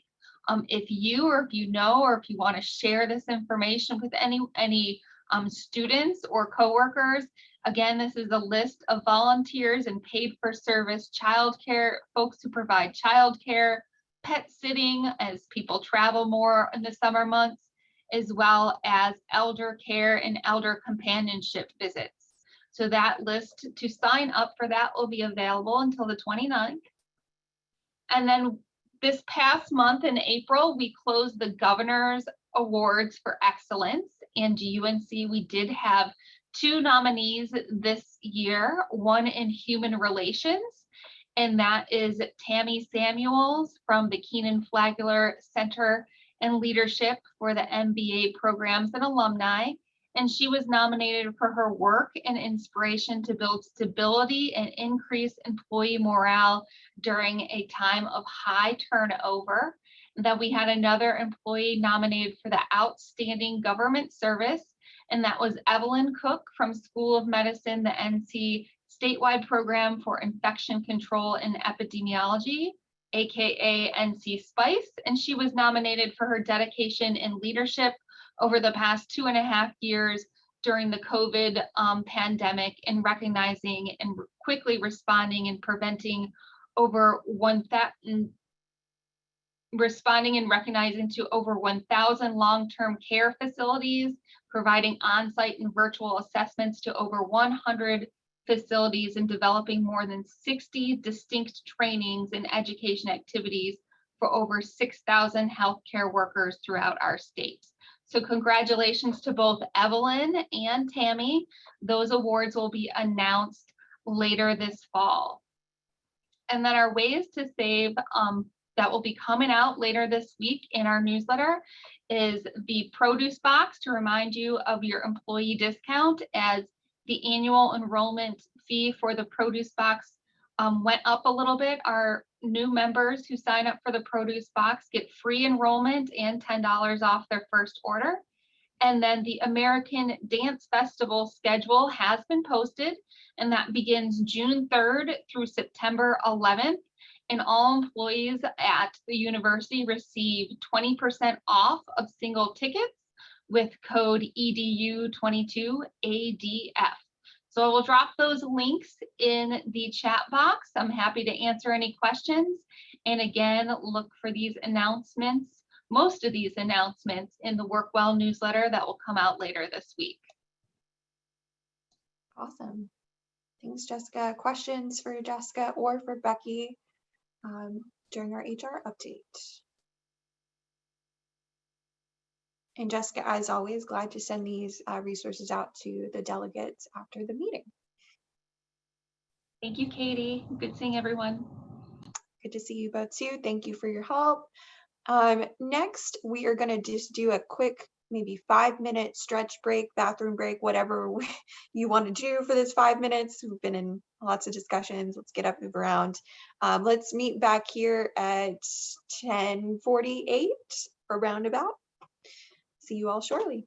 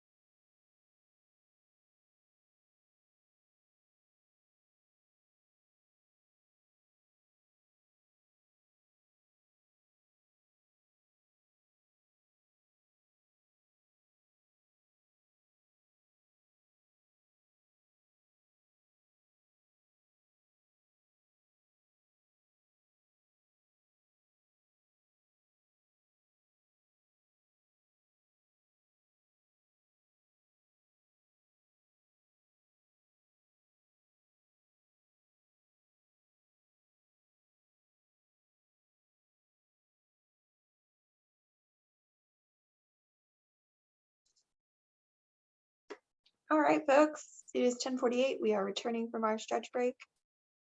Y'all are stretched and rested and ready to move forward with the final business of the meeting, which we should get through pretty quickly. So since we've got new delegates on the call, before we turn to the consent agenda, I'm gonna briefly attempt, with maybe Jacob's help, to explain what the consent agenda is and how it works.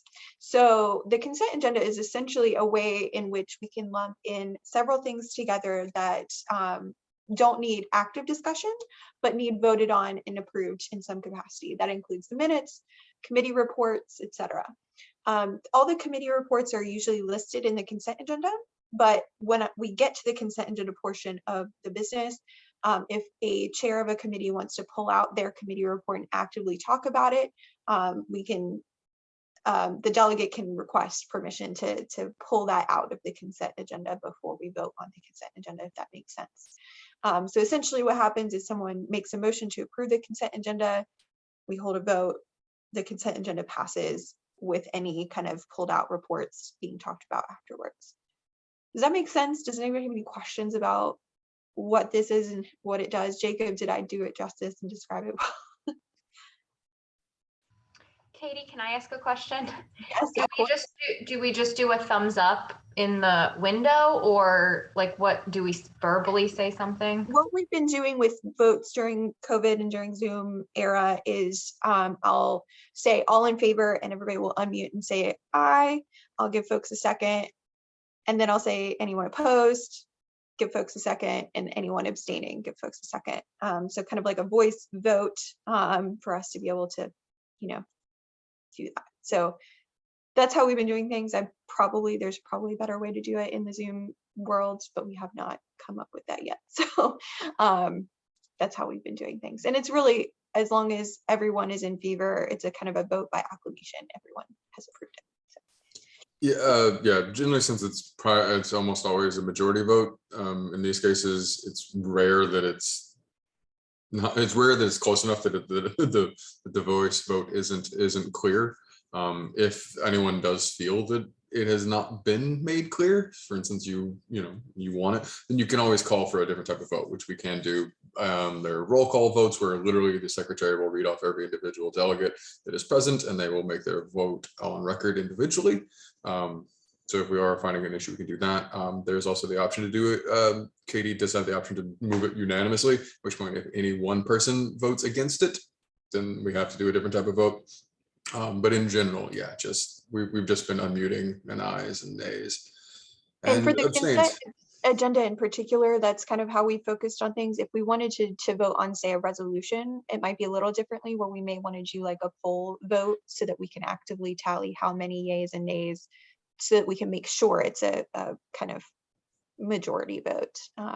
So yeah, sorry, Jacob, I interrupted you. No, it's fine. But yeah, I mean, you can probably notice if you've got chat up and running, 2 folks have already wished to pull out for their committee. So generally chairs, if they have something they want to bring up or something they feel is important, generally before we put it to a vote, yeah, we'll speak up and mention that they wish to pull something up.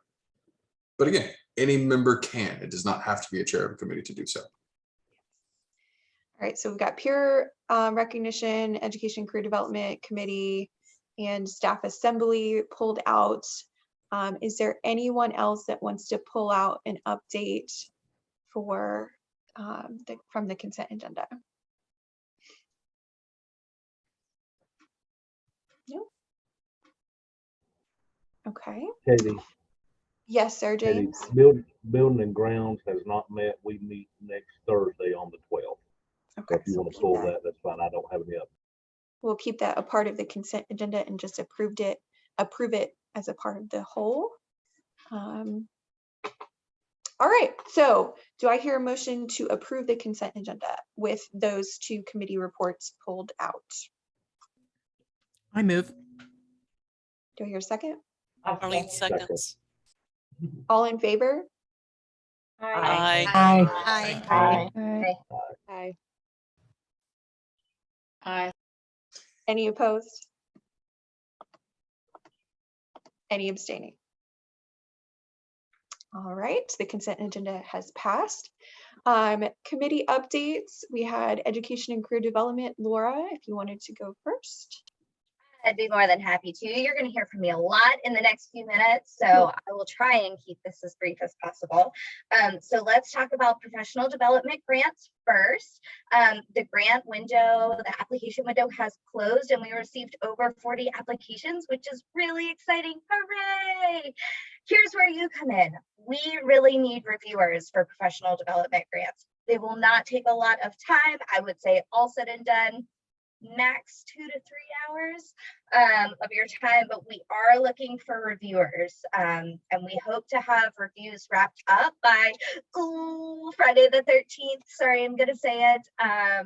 So I will send an email to the full listserv after this meeting with additional details, but any of our new delegates, this is a great way for you to get involved with something easy, but just to give you a taste of what some service opportunities can look like for you being part of the forum. So more information on that to come. Thank you, Stephanie. Will you please send it to me in an email, because I'm not going to remember unless you email me. Thank you. I appreciate it. I'll also include Julie, because I saw that she also offered. Oh, terrific. Thank you both. Okay, that's what I have for professional development grants. Shifting over to the Carolina Family Scholarship. This is another service opportunity for you. We do have a fair amount of staff that have offered to review these scholarships. Let me back up. These are scholarships for children of employees at UNC. So that's really, really nice and lovely. Don't you want to be a part of giving out money? So if you're interested in reviewing on that, we'll take you. However, we would love if you have connections to faculty members, because we need some faculty reviewers for that as well.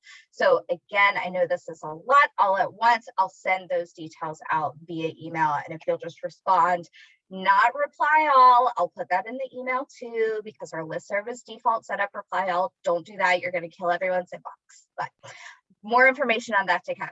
Okay. Lottie, I see your message. If you'll please email me. Cool. Okay. Can I shift to peer recognition now? Awesome. Okay. Totally different committee, but a very similar ask. So Tiffany and I are picking up the torch that Natalia left for us. Sad, miss her. With the peer recognition committee. Nominations are still open. You have until 10 o'clock tomorrow to nominate some worthwhile folks. So yeah, guess what? I'll send that via email too. But again, here's another place where you can get involved. We also need reviewers for peer recognition awards. Shock, I know. So there will be a meeting on Wednesday, May 11th at 11:30 a.m. You will have the applications, or you'll have the nominations ahead of time, so you'll be able to review them ahead of time. And we'll use that meeting time to determine who's going to be selected for these stipend included awards. And then, of course, we'll announce the winners in our June meeting. So in summation, 2 different committees, 3 different opportunities for you to get involved and read about some amazing folks that have been nominated for things or applying for funds and all that jazz. And it's a really great opportunity. And I'm almost to the point of begging. So more emails will be coming to your inbox, but I think that's it. Any questions in the meantime?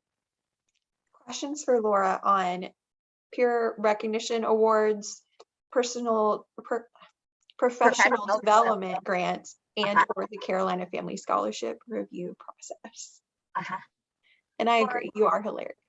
I just have a question about which one is this? The staff recognition awards. The original email that sent out said that nominations will close Wednesday, May 5th at 10 a.m.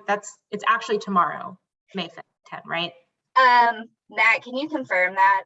I think I have it as tomorrow, but I don't have. I had a brain disease that let me think that May the 5th was Wednesday. I think for the interest of being generous, we ought to say tomorrow. Okay. I'm just asking because I'm going to nudge everyone I work with, so I want to let them know that it is the deadline is tomorrow. Yes, please encourage folks to continue nominating folks for peer recognition awards through tomorrow. I'm guessing at midnight. I don't know. 10 a.m. 10 10 a.m. a.m. Yeah, because we've got to get rolling on these. There's a tight turnaround on these. So great. Other questions from the group?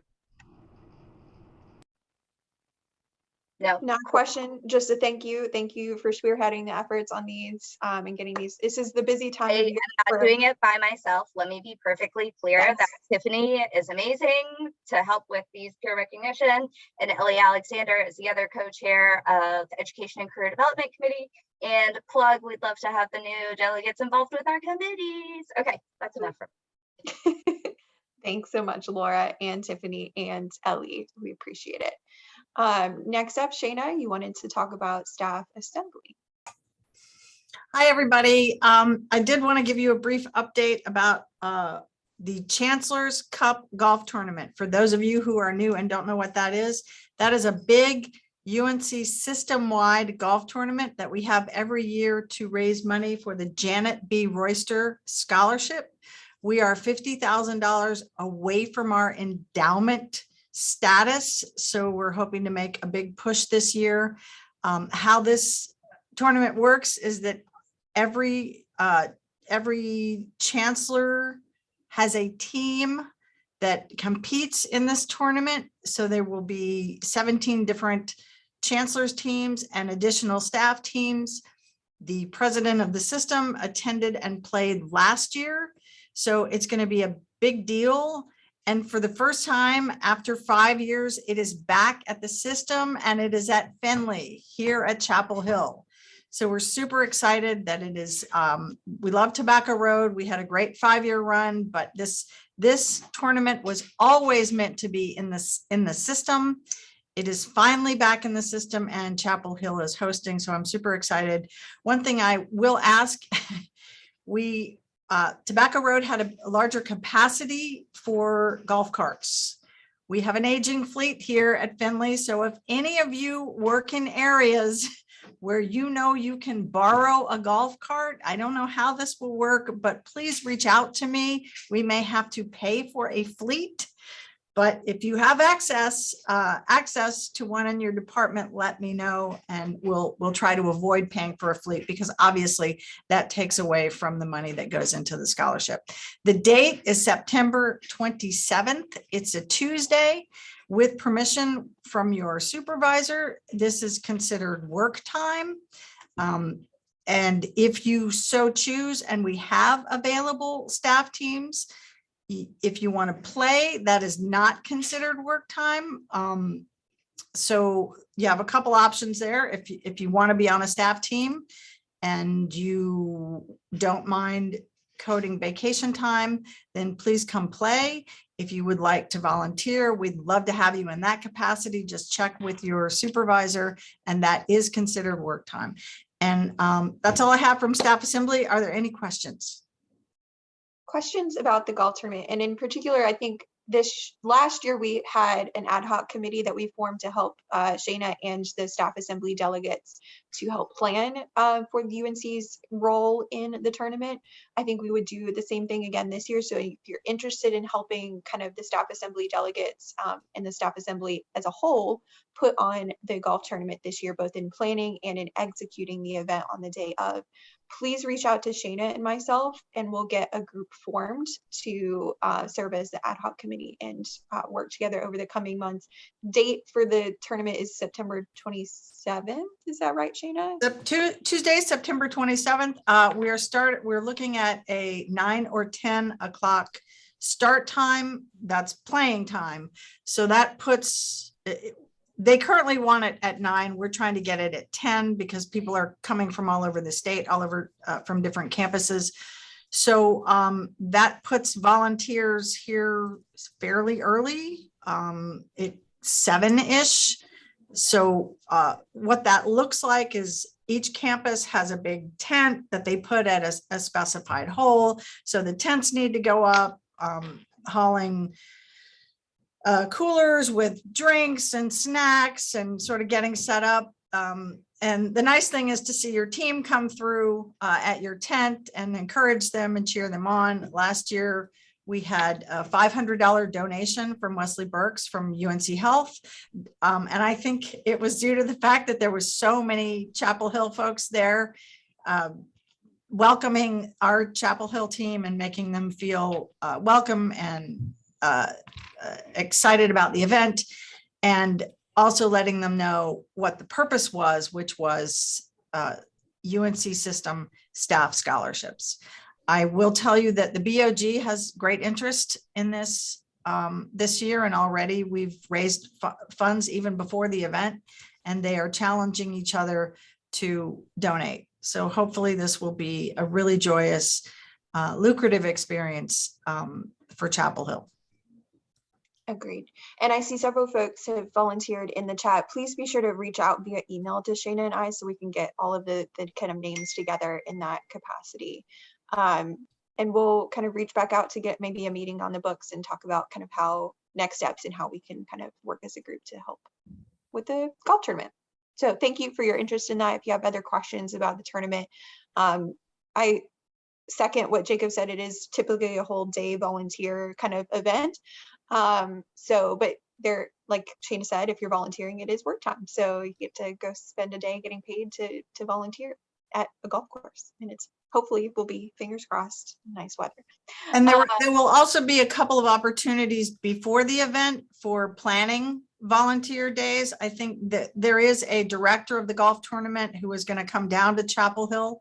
So she will want to see the facility. And if you would like to help during that time, it'll be a walkthrough of the tournament and sort of some pre-planning meetings. So it's not just the day of, but there'll be a couple of other opportunities to volunteer as well. Excellent. Thank you, Shayna, for all your help with that. Arlene, you had your hand up? This is probably an early to ask this question, but parking. So they have a big parking lot there. At Tobacco Road, we had to do a shuttle situation, but it is my understanding, I mean, I walked the lot, it's huge. So I don't think there'll have to be any shuttle, a shuttle situation, but it would also be nice if people can carpool with each other in case there is a space issue, but I don't think that's going to be a problem. They have a big lot.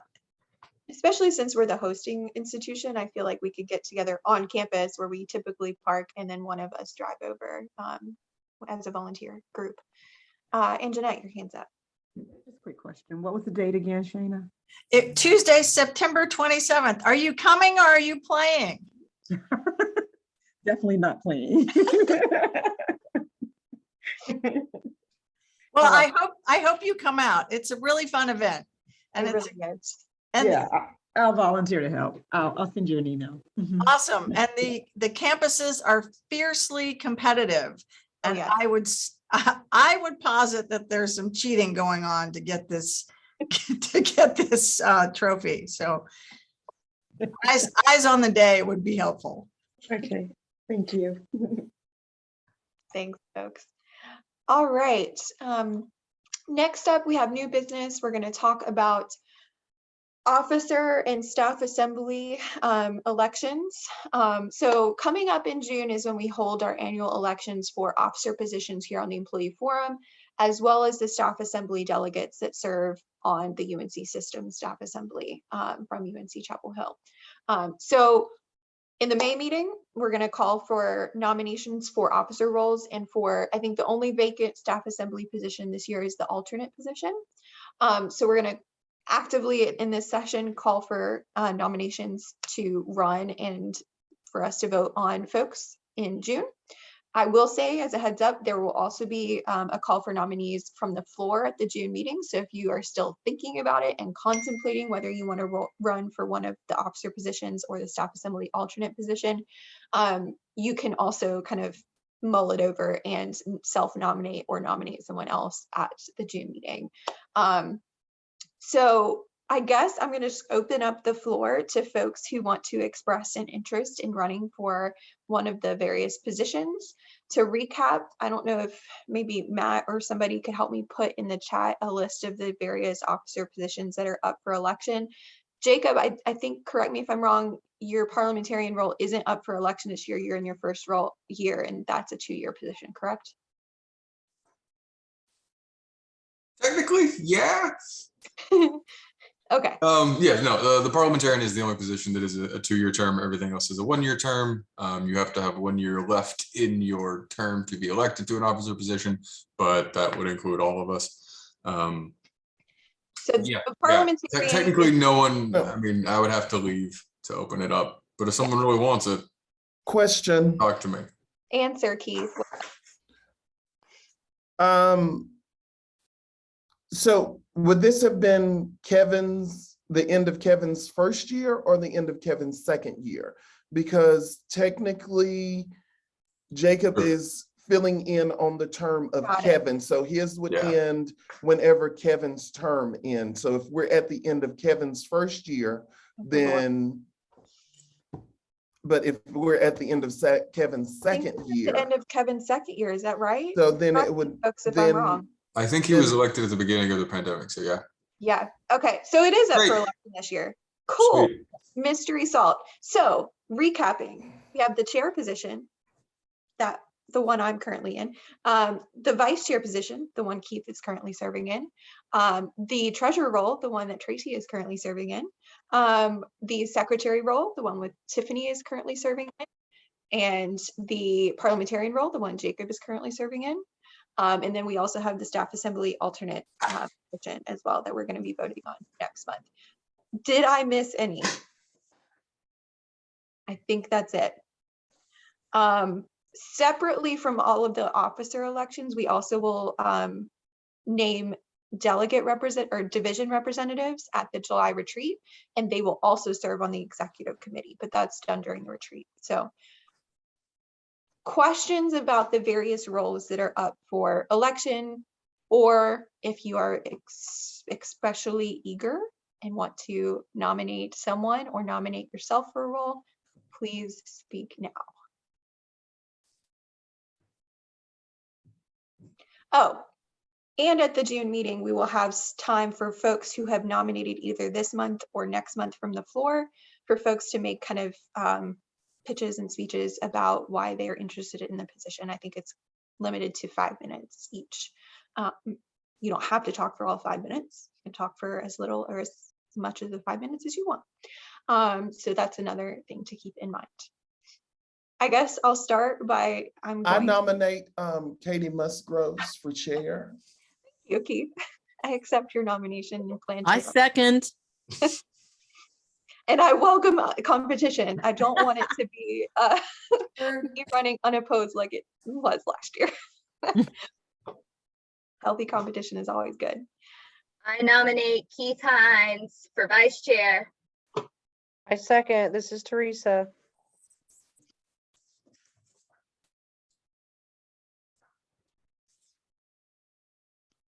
Other nominations? And again, feel free to think it through if you're not kind of sure, if you want to kind of vote or put your hand in the ring, so to speak. You could definitely wait until June to do it. I nominate Tiffany Carver for secretary. I second that nomination. I third that nomination. I nominate Jacob Womack for parliamentarian. Katie, I think in the chat we have Bridget Ironside that is up for treasurer. Awesome. Sounds great. And meanwhile, I second that parliamentarian nomination. I third it and fourth on Tiffany. And again, these do not have to be uncontested roles. So if you're interested in something someone else has been nominated for, you can definitely also run. So other nominations from the floor for various officer positions / staff assembly alternate position. I'd like to nominate Laura Pratt for staff assembly alternate. She's done such a wonderful job. I'm more than happy to talk with someone about what I did to see if they're interested in running. I second that nomination. That sounded like a yes to me. You, James and Keith, come on. And new delegates, non-new delegates, feel free to, venture into the wild, wild west that is the employee forum cabinet. Yeah, I did want to throw out there for the new delegates too. Like in my first year, I chaired a committee and it was like terrifying to do that, A, but B, there is a ton of support. So please don't feel afraid to get involved right away, because it really is a huge team that works to make all of the employee forum work. I second that, Laura, and I will give a direct example. The person we all aspire to be, Shayna Hill, ran for treasurer her first year on the employee forum and served in that role admirably before she became chair of the forum. So we will all remember that kind of volunteer for service from Shayna. Arguably the worst treasurer in the history of the forum. And a lot of times, don't be whatever afraid. committee you're on that you're chairing will gladly help and support you. Agreed. And for new folks, the chairs of the committees are also selected at the retreat. So during the business section of what we do, we'll have kind of meetings with each committee for folks to kind of name a new chair and, plan for the year, goal set, all that fun stuff. So division representatives and committee chairs are selected at the July retreat, and all of those folks serve on the executive committee as well as the officer position. So fun. Anyone else? Again, this is just the first month. Continue to think about it. If you express an interest, we'll at the very beginning of the June meeting call for nominations from the floor so that we could update the ballots with any new folks. Once that is done kind of behind the scenes, later in the meeting, we'll have the time for the candidate kind of statements, and then we'll have the vote via Qualtrics. And I appreciate any folks who want to volunteer. Cough, Jen and Laura, if you're not, well, Laura is technically running for something as staff assembly alternate, so maybe not Laura this year, but other folks who may be interested in helping run the election process and live update things during the June meeting. We'll see. Let us know. Jen. Do I get to pick staff assembly or running elections? Because if so, I pick running elections. No, you do not. No one asked you. That question was directed at Katie Musgrove. Dr. Danielle has got this election on lock. Don't worry. In honor of May the 4th, I have my, oh, you can't read it because it's blanked out, but it says calm you shall keep and carry on you must. So I have my, we'll figure it out. I love it. We will figure it out. But if you're interested in helping with that process, please reach out and let us know. And yes, we are a very big group of nerds in this group. So nerds are welcome. Okay, well, that seems like a very insular group of the same people that are currently enrolled. So I really encourage folks who have an interest in running for these positions to reach out and to let us know. And feel free to do it in between now and June as well. You don't have to wait until the floor of June to nominate or nominate someone else. So, all right. Joe, you could be staff assembly alternate. Okay. Is that a nomination, Laura, from you for? Oh, yeah, it is. I nominate Joe Foreman for staff assembly alternate. Awesome. So we have you get back from your 2-week trip and you can hit the ground running, Joe. We have our first contested role, although I think we might have another one. I think Tracy had to step out, but we will have at least one contested position. That's good. Well, thank you all again. If you have questions, if you want to nominate yourself or nominate someone else for an officer position, please reach out to Matt and I in between now and the next meeting, and reach out if you want to help with the election process. Jen, I'm hoping that you'll selflessly help again. Okay.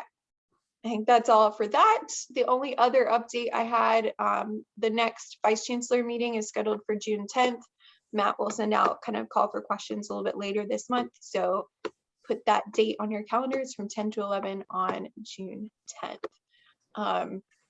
We had our most recent one at the end of April. So any other announcements, discussion points from the floor?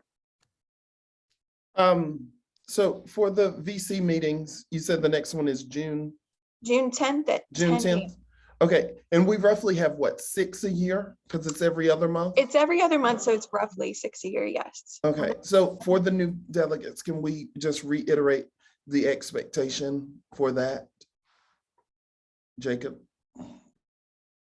Yeah, I don't know if anybody actually, I'm gonna see if I can find the exact rules, but in essence, part of the charge and part of the expectation of membership is that you will attend at least one, actually I believe at least 2 higher level meetings throughout the course of your term. Now, if you were elected and you got a full 2-year term, hey, congratulations, you only have to go to 1 a year.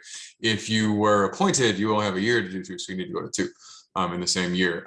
You do not necessarily have to ask a question to attend these things. Like if the VC rep meeting you want to go, but you don't have a particular pertinent question or you don't feel comfortable doing it, you simply need to attend. The primary focus of this is really to make sure that you're as involved with leadership as possible so that you have the best ability to disseminate that information within your unit, around people that you work with, just so that you're better informed. Also to get some face time with leadership. I'm sure everybody who just sat through this first one kind of enjoyed the fact that the VC of HR was answering questions and we have a pretty solid rapport working with them. The fact that Kevin has made himself so available has been extremely beneficial for the forum. I'm going to give Shana a shout out for working tirelessly to get that to happen, and the fact that Katie's done a great job keeping that relationship going. We often have the provost there. So while their roundtables here do not count towards a high level meeting, it is important that you get to those. But again, you can show up, you can listen, you can learn. You do not have to ask a question to attend those, but you do need to try to make sure you get to at least 2. Great point, both Keith and Jacob. Thank you for that. I had a question in the chat. If you're interested in a role on a committee itself, we do that during the retreat. So there's going to be a meeting of all of the different committees where they will choose kind of the leadership of the committees and kind of goal set and all that fun stuff. So that will happen during the retreat, not during the officer election process in June. Great question. Also, the committees by our bylaws are allowed to create their own setup. The way that they're done, it does not have to follow the exact same setup that the forum's general body does. It's very common for committees to have co-chairs. So if you're a new individual who particularly wants to get involved but would really feel a little bit more comfortable with some formalized support, you could also talk to a prior chair and maybe do a co-chair type position so that you can actually kind of get your feet wet without jumping into the deep end. Julie had another question in the chat. Do we receive information on these higher level meetings via the listserv? Yes. So Matt will send out a Qualtrics survey to solicit questions and attendance at the upcoming meeting. Usually it's about a couple weeks before. So you'll receive notice of the meeting and you can submit questions and or just say you're planning to attend via that Qualtrics. Other question, what are the dates of the retreat? That is the 13th and 14th of July, 2 half days, probably most likely in the morning. What's going to happen is after this meeting sometime, probably Thursday or Friday of this week, Matt is going to send out a survey to the delegates asking kind of polling you on your comfort level for the 2 different formats we have in mind. The 2 different formats that are kind of on the table as it stands is both of them are 2 half days. The first one is a half day in person outdoors doing some sort of team building event. And for those who are familiar, it's most likely going to be at the Outdoor Education Center as we've done in the past.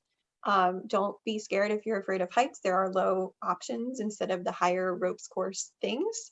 It's a really good time, really enjoyed it. So the first option is a half day in person outdoors at the Outdoor Education Center. And the second half day is via Zoom to do a lot of the like business stuff where we choose committee chairs and like do all that kind of stuff. So that's the first format. The second format is 2 half days via Zoom. Essentially the first day where we were going to do in person, we would do some sort of team building half day. via Zoom instead if folks don't feel comfortable doing an outdoor in-person get together. So be on the lookout for that kind of survey, and please express your comfort level and your choice in terms of what you would look for in terms of the format of the retreat. So either way, the dates are June 13th and 14th. Most likely both meetings will be in the morning. Other questions? Let's see.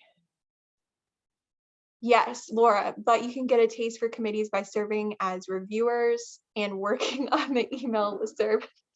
So yes, you can get a taste for the committees in between now and the retreat. So feel free to reach out to current committee chairs and express an interest in coming to meetings in between. Charlie, you had your hand up and put it down. I don't know if we answered your question. Oh yes, I had a question about the blood drive. I signed up for it during the employee, I think it was an event I went to, and I just forgot the time that I'm supposed to be there. Awesome. So Jen, you gave partial update in the chat, but if you want to give an update on the blood drive. I say, Charlie, so just send me an email. I'm going to put my email in the chat and I will look up your appointment for you. But for everybody else, we have lots and lots of appointments available. We will be at the Dean Dome from 7 a.m. to 6 p.m. on Tuesday, July 7th. As you know, there is a critical need for blood right now, so really every donation does matter. You can sign up at redcrossblood.org or using the Red Cross app using sponsor code UNC. There's also a phone number that I think is 1-800-RED CROSS, but don't quote me on that. More information is available at our website, carolinabloodDrive.unc.edu.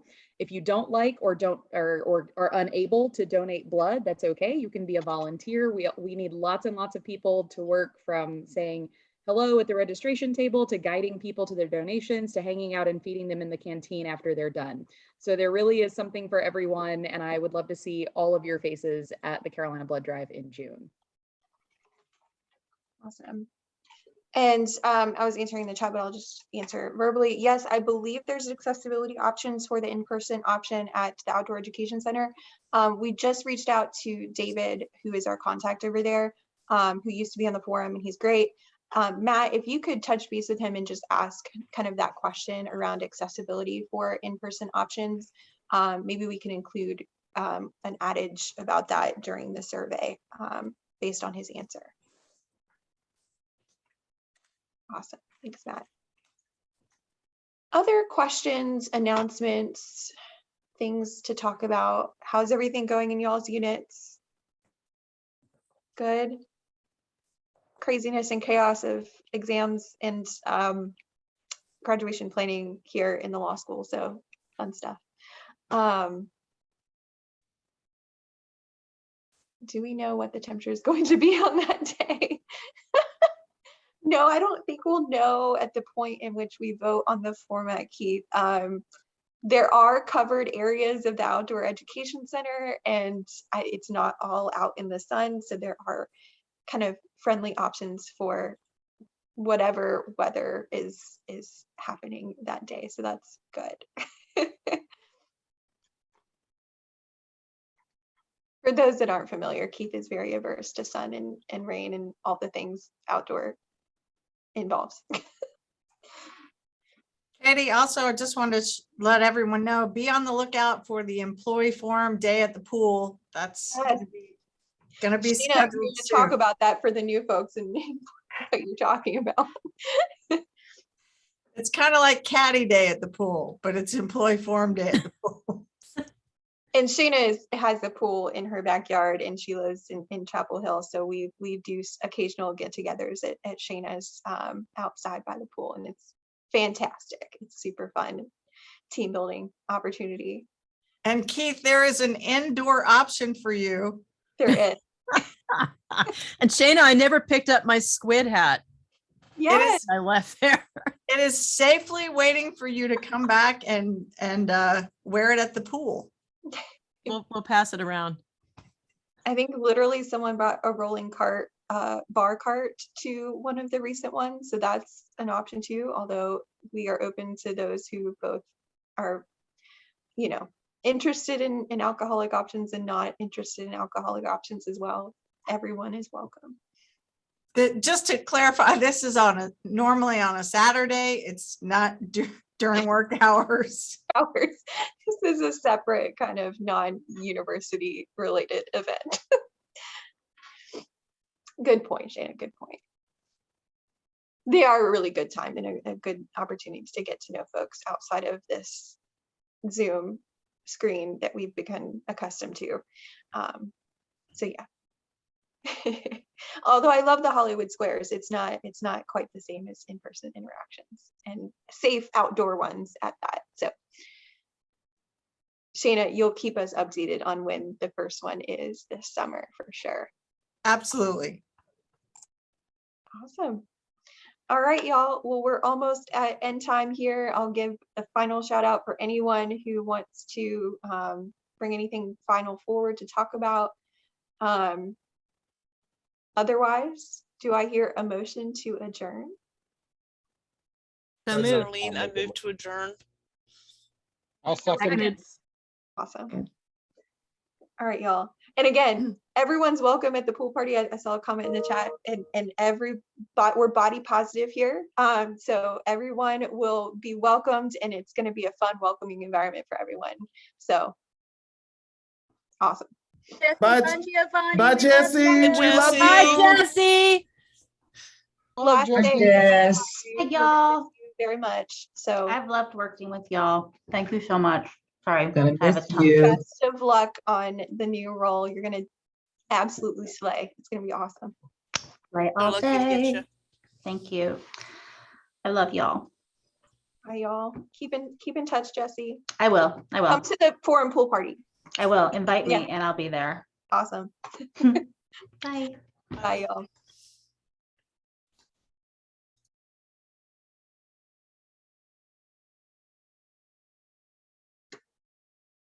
Awesome. Thanks to our captioners as well, as always. Thanks for your help.